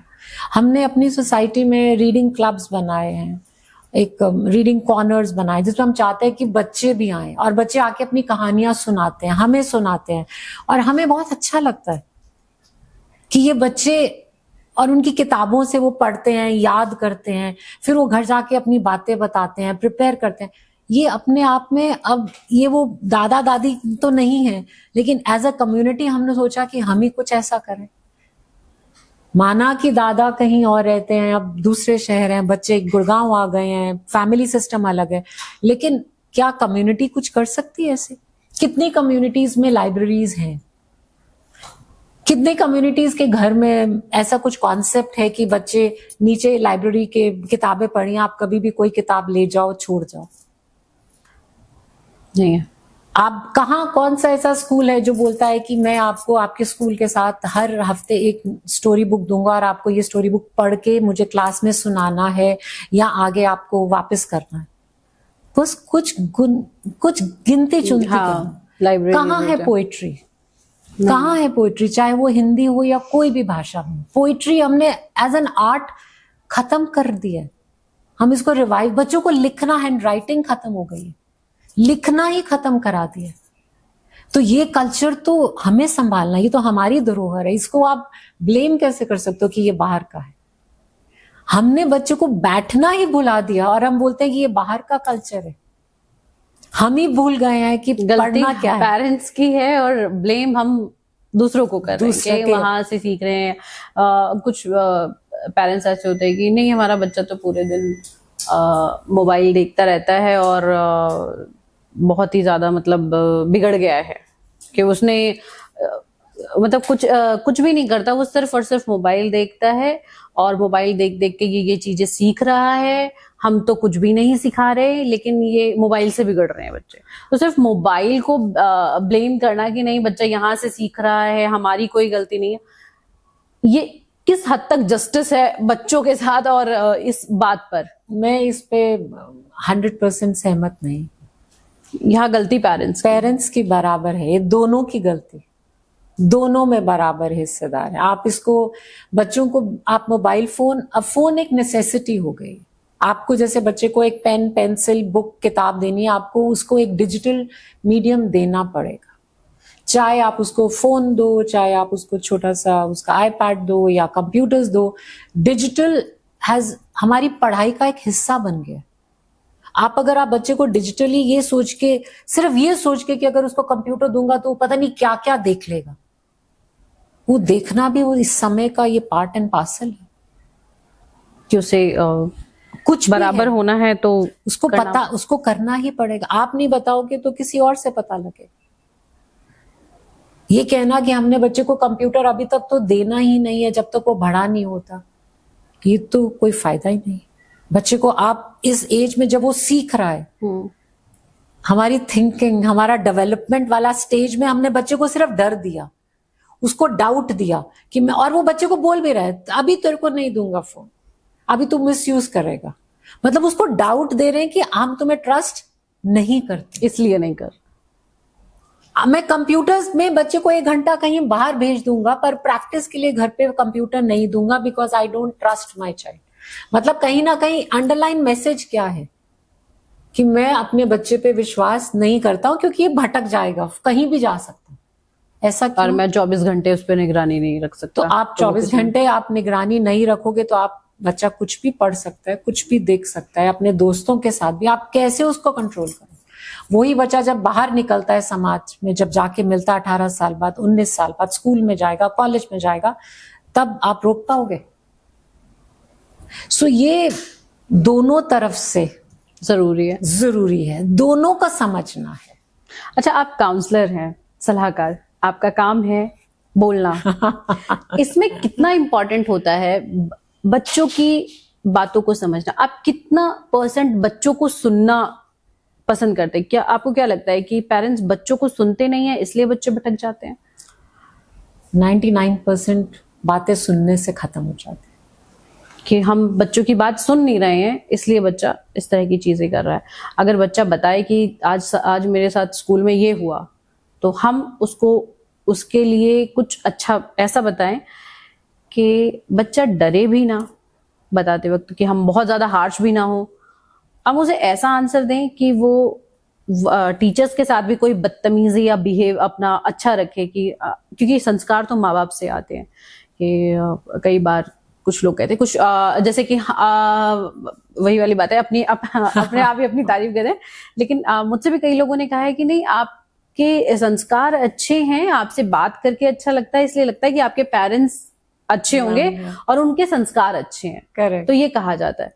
तो ये कहीं ना कहीं इस बात को दिखाता है कि नहीं, हमारे पेरेंट्स ने हमें जैसा बनाया है वैसे हम बने हुए हैं। और अभी हम बात कर रहे थे कि सुनना कितना चाहिए, सुनना किस हद तक किसी भी केस को मतलब किसी भी प्रॉब्लम को कम कर सकता है। बिल्कुल कर सकता है। आप जैसे बच्चा स्कूल से आया तो कोई भी फोन पे पेरेंट्स या घर पे होते, कैसा रहा? अच्छा रहा, दैट्स इट। कैसा रहा दिन? अच्छा रहा। उस अच्छे में बहुत कुछ और हो सकता है ना। आपने क्या किया, क्या खाया, किसके साथ बैठे, कौन सी क्लास में, सिर्फ एक अच्छा वर्ड ने सारी बात कवर कर दी। और अच्छा, पेरेंट्स को भी नहीं पता होता मेरे बच्चों के कितने फ्रेंड्स हैं, और अच्छा तुम खाना ये लेके गए थे, किसी के साथ शेयर किया, किसी ने कुछ दिया, या तुम कहीं अटके, अच्छा तुम्हारी जो टीचर है कौन सी टीचर अच्छा पढ़ाती है, मतलब आपको खुद ही क्वेश्चंस जनरेट करने होंगे। ये दिस इज दी रिक्वायरमेंट। ये आज का समय ये मांगता है कि आप बात करो, और इसी को कम्युनिकेशन कहा जाता है। जरूरी नहीं है कि इंग्लिश भाषा में। कम्युनिकेशन का मतलब क्या है? कनेक्ट करना। आप कनेक्ट कर पाओ किसी के साथ, आप लोगों के साथ कनेक्ट कर पाओ। और यही वो बोल रहे हैं कि मशीन्स और इंसानों का कनेक्शन बहुत जरूरी हो गया है। मशीनें कनेक्ट नहीं कर पाती, और इस टाइम पे कम्युनिकेशन सबसे जरूरी है। ये चीज मशीन नहीं सीख पाएगी। इमोशंस, दिल, भाव, आंसू, दुख, होप। आप किसी को उम्मीद दे सकते हो। आप किसी को, मैं आपको एक ऐसी, ये एक बच्चे की कहानी मैं बहुत बारी बच्चों को सुना चुकी हूँ। उस बच्चे में स्टैमरिंग इशू था, और मेरे पास आता था। उसके फादर थोड़े रूरल एरिया में थे, पर बड़ा प्यारा बच्चा था। मेरे पास आता, मतलब मैं उसको बुला लेती थी, जैसे जो बच्चे होते मैं मेरे पास बैठते थे थोड़ी देर के लिए, अलग से आके मेरे पास रोता था। मैं पूछती थी क्यों, क्या हुआ, तू क्यों इतना स्टैमर। सो कुछ पता लगा, कुछ डर के कारण, कुछ उसको स्टैमरिंग इश्यूज। सो मेरे पास बैठता था रोज 10 मिनट एवरी डे, है ना। तो और उसके मैं फातू बोलती थी, इसको बिल्कुल डांटना नहीं, आपने इसको कुछ नहीं कहना, अगर इसको गलत दिया तो मेरे को बोलना, मैं इसको समझाऊंगी। एंड उसको हमेशा यही, जब भी किसी से बात करता था उसकी जबान ऐसे हो जाती थी जैसे किसी ने उसकी सांस खींच ली हो, तो बोला ही नहीं जाता था। और मेरे साथ बड़े प्यार से बात करता था, मुझे लगता ही नहीं था कि इस बच्चे को स्टैमरिंग इशू। सो धीरे धीरे एक होप कि यू कैन डू इट, कोई प्रॉब्लम ही नहीं है, उसके मन में वो एक कॉन्फिडेंस लेके आना। एंड वो बच्चा जब इंटरव्यू में गया, उसका फादर, मतलब द फर्स्ट थिंग, जब उसकी इंटरव्यू क्लियर हुई, called me, he says ma'am क्या जादू किया है, एक बारी नहीं अटका वो बच्चा, एक बारी नहीं अटका। ऐसा क्या किया आपने? सो ये कंप्यूटर्स नहीं कर सकते, ये टेक्नोलॉजी नहीं कर सकती, ये इंसान है, तभी तो कहते हैं हम क्या दे सकते हैं? बच्चे को विश्वास, बच्चे को ये उम्मीद, और बच्चे को एक प्यार की झप्पी, एक कंपैशन। अगर देखिए, ये भगवान ने जब ये चीजें बनाई ना, हर चीज मशीन रेप्लिकेट नहीं कर सकती। अच्छा, वो आपके सामने कभी अटका? मेरे सामने अटकता था, तभी तो मुझे पता लगा उसकी स्टैमरिंग की प्रॉब्लम। नहीं, फिर मतलब आपके सामने ही अटकता था? धीरे धीरे ही स्टार्टेड मेरे सामने, जब धीरे धीरे प्रैक्टिस करने लग गया, ये मेरे सामने कभी उसका वो जबान खुलने लग गई, कभी नहीं अटकता था, बिकॉज वी डिस्कस्ड। और वो उसकी माइंड में एक ये मन है, ये जो मन है ये बहुत शक्तिशाली है। और तभी लगा कि आप किसी में कितना विश्वास चला सकते हो। बहुत प्रॉब्लम्स, मैं तो बहुत सी लड़कियों के साथ भी बहुत इश्यूज होते हैं जब वो हैंडल करते हैं, इंडिया से बाहर या पढ़ने जाती हैं। इंडिया से बाहर भी लड़कियों को बहुत इश्यूज होते हैं, बहुत इश्यूज होते हैं। जैसे कि issues in the sense, India में इतना क्लोज्ड एनवायरनमेंट में रहती हैं, वहां इतना ओपन एनवायरनमेंट, इतना ओपन एनवायरनमेंट कि द मोमेंट दे स्टेप, हर बच्चे को उतनी एक्सपोजर नहीं मिली। हम वो 1 to 5% ऑफ इंडियंस की बात नहीं कर रहे, जिनके पेरेंट्स ने उनको वेल ट्रैवल्ड, वेल एक्सपोज। हम उन नॉर्मल रेगुलर बच्चों की बात कर रहे हैं जो शायद इंडिया में ही ट्रैवल कर चुके हैं, उतने भी कितना ट्रैवल किया होगा। और इंडिया से बाहर जब जाते हैं तो कितना डर होता है, एयरपोर्ट से लेके, टैक्सी से लेके, किसके घर में जाना है, कहाँ रहना है, उस पीजी में रहना है, वहां लोग बात करके खुश नहीं आपसे, और एक अलग से ही आपको लगता है कि अलग ही हो गया है, मैं कैसे सबके बीच में इंक्लूड करूं, कैसे सबके साथ रहूं। आप हो वहां पे, सब कुछ है, बहुत सुंदर है, पर मैं अकेला हूं, मैं घुल मिल नहीं पा रहा हूं, मेरे से कोई बात नहीं कर पा रहा, मैं कनेक्ट नहीं कर पा रहा हूं। कितने चैलेंजेस हैं वो, और वो चैलेंजेस में बच्चा, कोई वो प्रेशर ले पाता है, कोई नहीं ले पाता, और वो प्रेशर के लिए वो पेरेंट्स को कॉल नहीं कर पाते हैं, पेरेंट्स से बात नहीं कर पाते हैं, पढ़ नहीं पाते हैं, कंसंट्रेशन नहीं लगती है। जिन सब्जेक्ट्स में पेरेंट्स ने जबरदस्ती पढ़ने के लिए, डिग्री के लिए पैसे भेजे हैं, वो सब्जेक्ट पसंद नहीं है। फिर फिर सिचुएशन में हर सिचुएशन, हर बच्चा एक अलग चैलेंज है। उसके लिए समझना, समझाना कि आगे क्या करना है, कब तुम्हें। और यहीं पे मैं बोलती हूँ कि मेरे जब बच्चा हमारे पास आता है, मैं बोलती हूँ ये समझ लो अब आपने मेरे को बच्चा दे दिया, पर मेरे को मिलने आते रहो। मेरे साथ बहुत से बच्चे नहीं आ सकते, ऐसे फोन पे बात करो, मेरे साथ जूम कर लो, कनेक्ट कर लो, हर महीने में चाहे एक कॉल कर लो। बहुत सी चीजें ऐसी मुझे पता लगती हैं जो पेरेंट्स को शायद पता भी नहीं लगती कि ये हो रहा है। और वहां बच्चा 24 आवर्स पेरेंट के साथ रहता है, पर पेरेंट्स को नहीं पता लगता, और ये बहुत कॉमन है। सो ये सब चीजें देखने के बाद समझ आती है कि पेरेंट्स के लिए कि अपना समय, बच्चों ने तो चिड़िया है, उड़ जाना है, आप कितना रोक लोगे। जैसे ही वो और 18, 19, 20, 21 साल, इन्होंने तो चले जाना है, पर जो समय आपने उनके साथ बिताया, जो आपने उनको प्यार दिया, जो आपने उनको सीख दी है, जो आपने उनको एक छोटी छोटी चीजों में खुशी दी है, वो खुशी उनके साथ रहेगी। वो कभी बहुत बड़े रेस्टोरेंट का खाना याद करे ना करे, लेकिन वो याद करेंगे कि जब मैं सो गया था और आपने मुझे जबरदस्ती खाना खिलाया था, कि खाना खाए बगैर भूखे पेट नहीं सोते। हाँ, ये हमारे यहाँ पे है, खाना वेस्ट नहीं करना है। जो खाना प्लेट में डाला इसको खाओ, इसकी वैल्यू। हम लोग मंदिर जाते हैं रात को सोते वक्त, बहुत से बच्चे बोलते हैं कि हम लोग, जैसे बच्चों को डर लगता है, हम रात को हनुमान चालीसा सिखाते। तो जब बच्चे बड़े हो जाते हैं तो बोलते हैं बहुत डर लग रहा था, मैं बोलती हनुमान चालीसा पढ़ो। ये इंसिडेंट मेरे साथ भी हुआ था। मेरी बेटी स्लाइडर पे हम चल रहे थे, तो उसने कहा मम्मा मुझे डर लग रहा है। मैं कहा नहीं कुछ नहीं होगा, मेरे साथ हो ना, मम्मा के साथ हो, मम्मा कुछ नहीं होने देगी। तो जैसे ही शुरू हुआ, उसने क्या किया, हनुमान चालीसा अपने आप ही शुरू कर दिया। अच्छा, डर मुझे भी लग रहा था, लेकिन जब उसने शुरू किया तो मैंने देखा कि हाँ सच में पढ़ने के बाद, मैं ये नहीं कह रही कि भगवान हनुमान जी आए और उन्होंने कोई चमत्कार या दिखा दिया, नहीं, आप उस डर से बाहर निकल गए। आपको लगा कि हाँ यार मैंने पढ़ लिया, अब मेरे को कुछ नहीं होगा, कुछ नहीं होगा। तो वो एक दिमाग में रहना वो बहुत जरूरी है। अच्छा, ये बताइए कि अगर कोई बच्चा और बाहर कंट्री में जाता है इंडिया से, या लड़की जाती है, क्योंकि आप लड़कियों के साथ ज्यादा कनेक्ट हैं, तो उस एनवायरनमेंट में उनको घुलने के लिए ऐसे कौन कौन से टिप्स हैं कि आप बता सकते हैं कि वो कनेक्ट हो जाएंगे वहां के लोगों के साथ?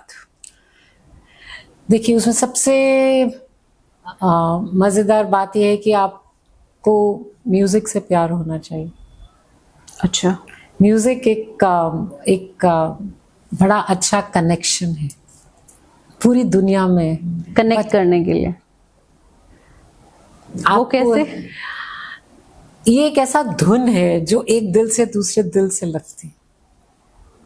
म्यूजिक, आर्ट जिसको बोलते हैं, डांस, अगर आपको कोई इंस्ट्रूमेंट आता है या आप उसके बारे में थोड़ा समझते हैं तो आप कनेक्ट कर पाते हो। अगर आपका आप देखोगे कि जो किसी के साथ भी कनेक्शन है वो ज्यादातर कई बार बहुत बड़ी बड़ी बातों से नहीं होते। दूसरा चीज है खाना।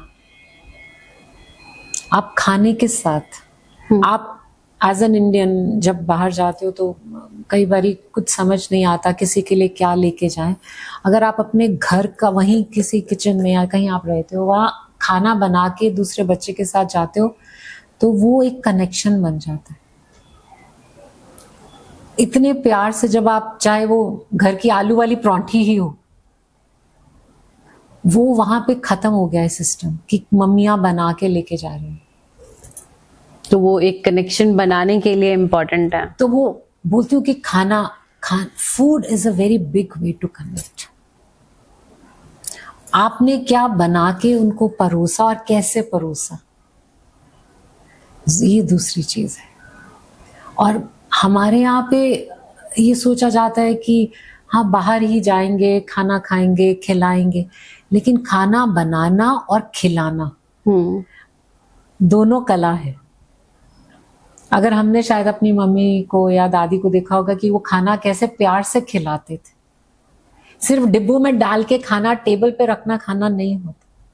खाना खिलाने का भाव क्या है, कितने मन से आप खिला रहे हैं, कितने और मन से आप खिला रहे हो। बनाने पर भी बनाने में भी भाव ऐड होता है।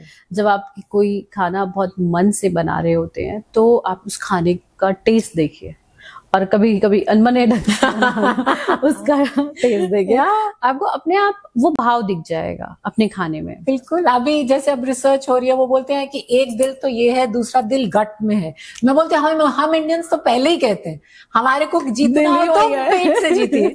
हमारा इमोशन, अगर मूड खराब है तो अच्छा खाना खिला दो तो हम थोड़ा सा बेटर हो जाते। अगर याद हो कि बहुत मूड खराब है, कोने में बैठे हैं, मम्मा कुछ अच्छा सा बना के ले आए, पहले तो कुछ नहीं बोला, फिर खाना खाने के बाद बताया ये मेरे साथ हुआ, तो कई बारी आप ये दोनों चीजें, बनाना और खिलाना, और आप नेबर्स के साथ कनेक्ट भी इसी चीज से होते हो कि आपने कुछ बनाया उनको दिया, फिर उन्होंने सोचा यार आपका बर्तन है, तो मैंने कुछ बनाया उनको दे दिया, वो कनेक्शन फिर बनता बहुत अच्छा बन जाता है। क्योंकि आप उसी के थ्रू बात करते हैं, अरे नहीं बहुत अच्छा बनाया था, क्योंकि आप जब दे रहे होते हैं किसी को तो उसमें भाव जरूर ऐड करता है। भाव जरूर है, ये शायद ये भाव ही है जो हमें एक दूसरे से जोड़ता है। नहीं तो आप एक ही बिल्डिंग में रहते हो तो कई बार बोलता मैं यहाँ पे इतने सालों से रहता हूँ, मैं इतने लोगों मैं तो शायद गिनती के 3 लोगों को ही जानता, 4 लोगों को ही जानता, और कहीं वो है जिसको बहुत से लोग जानते हैं। हाँ, तो ये बच्चा तब देखता है जब घर में वो ये सोशलाइजिंग, बड़ी बड़ी पार्टीज की बात नहीं हो रही, वो हैंगआउट्स नहीं हो रहे। सो जब बच्चा ये देखता है, समझता है, धीरे धीरे वो ये सब छोटी छोटी चीजों से वो अपने एक दोस्त, पहले एक फ्रेंड बनता है, फिर वो दूसरा बनता है, फिर वो कनेक्शन समझता है कि पिकनिक्स क्या होती हैं, कि कैसे इकट्ठे बैठ के बात करके अपने शेयर करना, सुनना। सो ये धीरे से बच्चा जब धीरे धीरे बिल्कुल छोटे छोटे कदम लेके आगे निकलता है। वहां पे टीचर्स ऐसी नहीं है जैसे हमारे इंडिया में होती है। वहां टीचर को मिलना होता है तो अपॉइंटमेंट लेनी पड़ती, तो वहां पे एक अलग सिस्टम है, और महीने में मतलब टीचर को मिलना अपने आप में एक चैलेंज है। अच्छा, so that's a big challenge.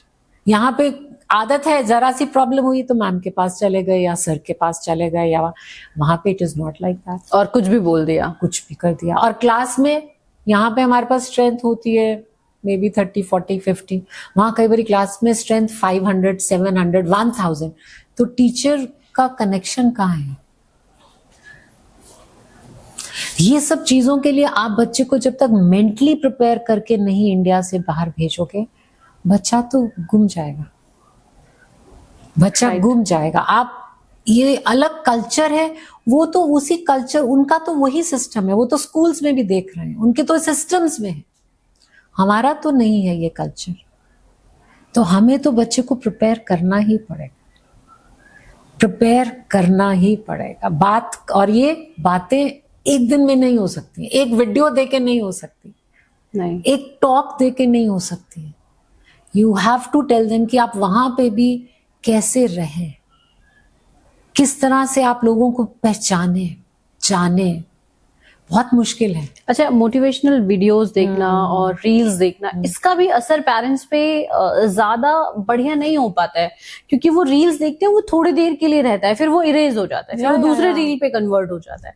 और रील्स का भी एक यही सिस्टम है कि आप जिस तरीके का आपका मूड होगा वो उसी तरीके का चलना शुरू होगा। करेक्ट। एल्गोरिदम जो चलता है, एल्गोरिदम चलता है, हाँ, कि आपके अकॉर्डिंग चल रहा है, आप सैड हैं तो चल रहा है। आप कितना ज्यादा, देखिए पेरेंट्स तो अपने बच्चे के प्रति बहुत ज्यादा डेडिकेटेड होते हैं, लेकिन वो जो टाइम छीन रहा है पेरेंट्स से और बच्चों से, मोबाइल, डिजिटल, उसको खत्म कर लेना चाहिए, करना चाहिए। इनको बच्चों के साथ समय बिताना चाहिए, पेरेंट्स को, दोनों को। और कुछ ऐसा समय होना चाहिए जिसमें कि मोबाइल बिल्कुल आउट हो। आप बिल्कुल, आई टोटली एग्री। आप ऐसी चीज कीजिए कि आप उसके साथ फिजिकली कनेक्ट हो। आपको अगर कोई गेम भी खेल रहे हैं तो आप बास्केटबॉल खेलिए, आप बाहर वॉक पे जाइए, मतलब ऐसा जाइए कि आप और वो हो। बिल्कुल ठीक बात है। आप इस पे अगर आप बोलो कि हमारा जो जो लोग इस पे इतनी रिसर्च किया है, हमारे एजुकेटर्स हैं, बहुत सी टॉक्स आई हैं इसके ऊपर, बहुत ही रिसर्च हुई है कि स्कूल्स में पढ़ाई कैसे होनी चाहिए, कॉलेज में कैसे, तो उसमें भी कहा गया है कि हमारे अंदर there are 7 kind of intelligence in us. हमारे सीखने के लिए खाली एक मेमोराइजिंग ही नहीं है, हम हाथों से भी सीख रहे हैं, हम जबान से भी सीख रहे हैं, हम टच से भी सीख रहे हैं। तो हमें ये 7 गुणों जो हमारे अंदर है, इनको उजागर करना है। हो सकता है मोबाइल फोन में अगर कुछ दिखाने वाला है तो दिखाइए। हाँ, कई बार रील्स सेंड करते हैं कि देखो इससे सीखो, आप इससे कुछ सीखने वाली चीज है। कुछ चीजें सीखनी है तो सीखिए, क्यों नहीं सीखिए, उसमें बुरी बात तो कोई नहीं है। लेकिन जो चीजें, हर चीज में, अगर आप खाना बना रहे हैं तो आपको बच्चे के साथ खड़े होके साथ में इकट्ठे बनाइए ना, वो समझिए कि कैसे बन रहा है। सिर्फ बच्चे को दे दिया ये यूट्यूब देख के खाना बना लो, वो मजा नहीं आएगा। अगर बच्चे को बास्केटबॉल देना तो उसको साथ में प्ले स्टेशन दे दिया, अब तुम उसके साथ गेम खेलो। लेकिन जो तुम्हारे साथ खेल के उसको मजा आएगा, वो उसके साथ थोड़ा आएगा। तो ये कुछ चीजें होती। I remember my daughter wanted to do paragliding, so as a mother मैं थोड़ा सा छोटी थी, पर एडवेंचर स्पोर्ट था, पर मेरे को था कि बच्चे को कॉन्फिडेंस, जैसे फियर फैक्टर भी रिमूव होता है। और मेरे ख्याल वो 10th में होगी जब ये बात होगी, 9th 10th हम छुट्टियों में थे। तो माय हस्बैंड सेज मैं तो नहीं करूंगा, and I am like let's do it. So she says आपको बैक में थोड़ा, I said no no no चलते हैं। सो हम दोनों, mother daughter and my husband नीचे, ही सेड जाओ तुम लोग पैराग्लाइडिंग करो। एंड जब हम, मतलब अकेला वो ड्राइवर, मतलब हम दोनों को जब ऊपर लेके गया तो मुझे लगा शायद हम दोनों को इकट्ठे कुछ विल यूज वन और समथिंग, but he says नहीं, पहले एक अलग, वो अलग है, आप अलग है। तो वो पैराग्लाइडिंग हम दोनों ने अलग अलग किया। तो जब वो, मैंने बोला नहीं पहले आप उसको लेके जाओ, मैं देखती हूँ आप उसको कैसे लेके जाते हो, फिर आई विल डू माय, थोड़ी हिम्मत बढ़ेगी। So and there was complete recording of it and everything. तो वो एक फैक्टर जो था ना, वो फिजिकली बॉन्डिंग भी था, डर भी था कि छोटी है, छोटी भी नहीं थी, मेरा ख्याल मैं 10th में मेरी उससे भी छोटी होगी शायद, लेकिन आज भी वो बात करती है तो कहती मम्मा वो जो था ना बड़ा मजा आया आपके साथ। शायद उसको वो और बहुत सी चीजें नहीं, पर वो एक दिमाग में था कि एक, अब वो स्कूबा डाइविंग करने जाती है, अब वो कहीं पे भी एडवेंचर स्पोर्ट करती है।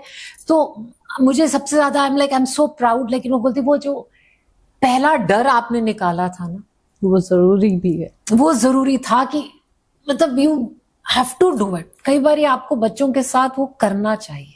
तो हर बारी जरूरी नहीं है कि काउच में एसी में बैठ के मोबाइल फोन ही आपके साथ या किताबों के साथ। कई बार अपने कंफर्ट जोन से बाहर निकलिए, बच्चों को लेके जाइए, उनके साथ समय बिताइए, उनके साथ खेलिए कूदिए, उनके दुख को भी समझिए। बच्चों में भी आजकल प्रॉब्लम्स हैं। हाँ। कभी गर्लफ्रेंड की प्रॉब्लम है, कभी फ्रेंड नहीं बन रहा है प्रॉब्लम है, कभी ये मुझे ऐसा बोल रहा है, लेकिन वो हर बारी इतनी जल्दी आपको नहीं बताएंगे।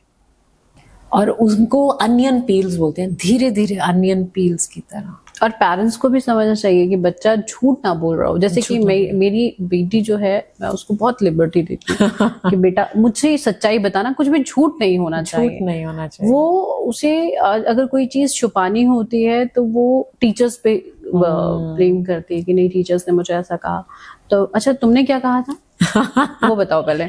अच्छा मैंने ये किया, ठीक है, अब टीचर से बात करूंगी। तो टीचर से जब मैं बात करती हूँ तो टीचर कुछ और बता रही होती है। मैंने कहा बेटा अगर आप कुछ बोल रहे हो और टीचर कुछ बोल रही है तो इसका मतलब ये है कि इन फ्यूचर अगर आप मेरे को कभी कोई बात शेयर करोगे तो मैं भरोसा करूंगी नहीं कर सकती। तो वो भरोसा मत टूटने दो। और ऐसा भी ना हो कि वो डर के मारे बताए ही ना, क्योंकि जैसा हम देख रहे हैं लड़की खास तौर पे बहुत ज्यादा कि हम रिजर्व रखें, नहीं बेटी है हमें बचा के रखना है, ये करना है वो करना है। नहीं, आजादी होनी चाहिए एक लिमिट के साथ। Limit, everything has a, you know that's something balanced approach. आपको एक्सट्रीम में कुछ भी करेंगे तो वो नुकसान पहुंचाएगी। वो तभी बोलते हैं ना, वो आजकल बहुत से कह रहे हैं बच्चों को ADHD हो गया है, कंसंट्रेशन प्रॉब्लम है, ये है, बहुत से फैक्टर्स हैं। आप इसको सिर्फ जेनेटिक या DNA में नहीं डाल सकते। बहुत से रीजंस हैं बच्चों में, ये स्ट्रेस के बहुत से ये वे आउट्स हो गए हैं। तो आपको हैंडल करना है इन बच्चों को बहुत ही प्यार से, क्योंकि आप अपनी ख्वाहिशें अपने बच्चों पर डाल रहे हैं। आपको लगता है कि आपको ये बनना है, आपको सोसाइटी के साथ कंधे से कंधा मिला के चलना है, तो आपको अपने बच्चों को भी वैसा करना होगा। तो आपको उतनी मेहनत भी करनी होगी, ऐसा ना हो कि उनका बचपन खत्म हो जाए। बिल्कुल बिल्कुल, ये बचपन दोबारा नहीं आएगा। तो बचपन को बचपना ही रहना चाहिए। वो मिट्टी के घर बनाने उनको आने, वो एक टाइम होना चाहिए। और मदरहुड भी आप एक टाइम तक ही एंजॉय कर सकते हो, उसके बाद नहीं। एक जो टाइम होता है कि आप उसे गोद में रख रहे हो, तो वो उसका टाइम है।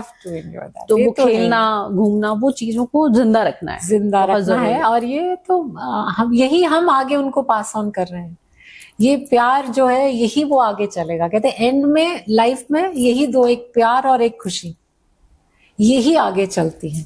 बाकी तो चलता रहता है, अप एंड डाउन्स रहती हैं, लेकिन ये जो है, ये जो हम उनको सिखा रहे हैं, शेयर करो, बांटो, खुशी भी और अपने दुख को भी जब दोस्तों से बांटते हो तो भी मन हल्का होता है। होल्ड मत करो, स्ट्रेस को पकड़ के मत रखो, और बहुत ज्यादा एस्पिरेशंस नहीं रखो। मन का हुआ तो अच्छा, नहीं हुआ तो और भी अच्छा। ये बात को ध्यान में रखना चाहिए। बहुत अच्छी बात कही आपने। शैली जी, आपने एज अ मदर भी हमें चीजें समझाई, एज अ ट्यूटर भी समझाई। आप एक शिक्षक हैं, काउंसलर हैं, आप गाइड करती हैं, इंटरनेशनल लेवल पे गाइड करती हैं। आपने उस लेवल पे जाकर के चीजों को समझाया। और आई थिंक हमारा जो ये सीरीज, जो ये प्रोग्राम है, ये लोगों को बहुत ज्यादा चीजों को डीप में समझने में बहुत ज्यादा मदद करेगा, पेरेंट्स को भी और टीचर्स को भी, और बच्चों को क्या करना चाहिए वो भी। और आप इतना इंटरनेशनल लेवल पे आपका नाम है, और आप वहाँ के बच्चों को भी देख रही हैं, यहाँ के भी बच्चों को देख रही हैं, लेकिन तब भी आपने एक बात कही कि हमें अपनी संस्कृति को नहीं छोड़ना चाहिए।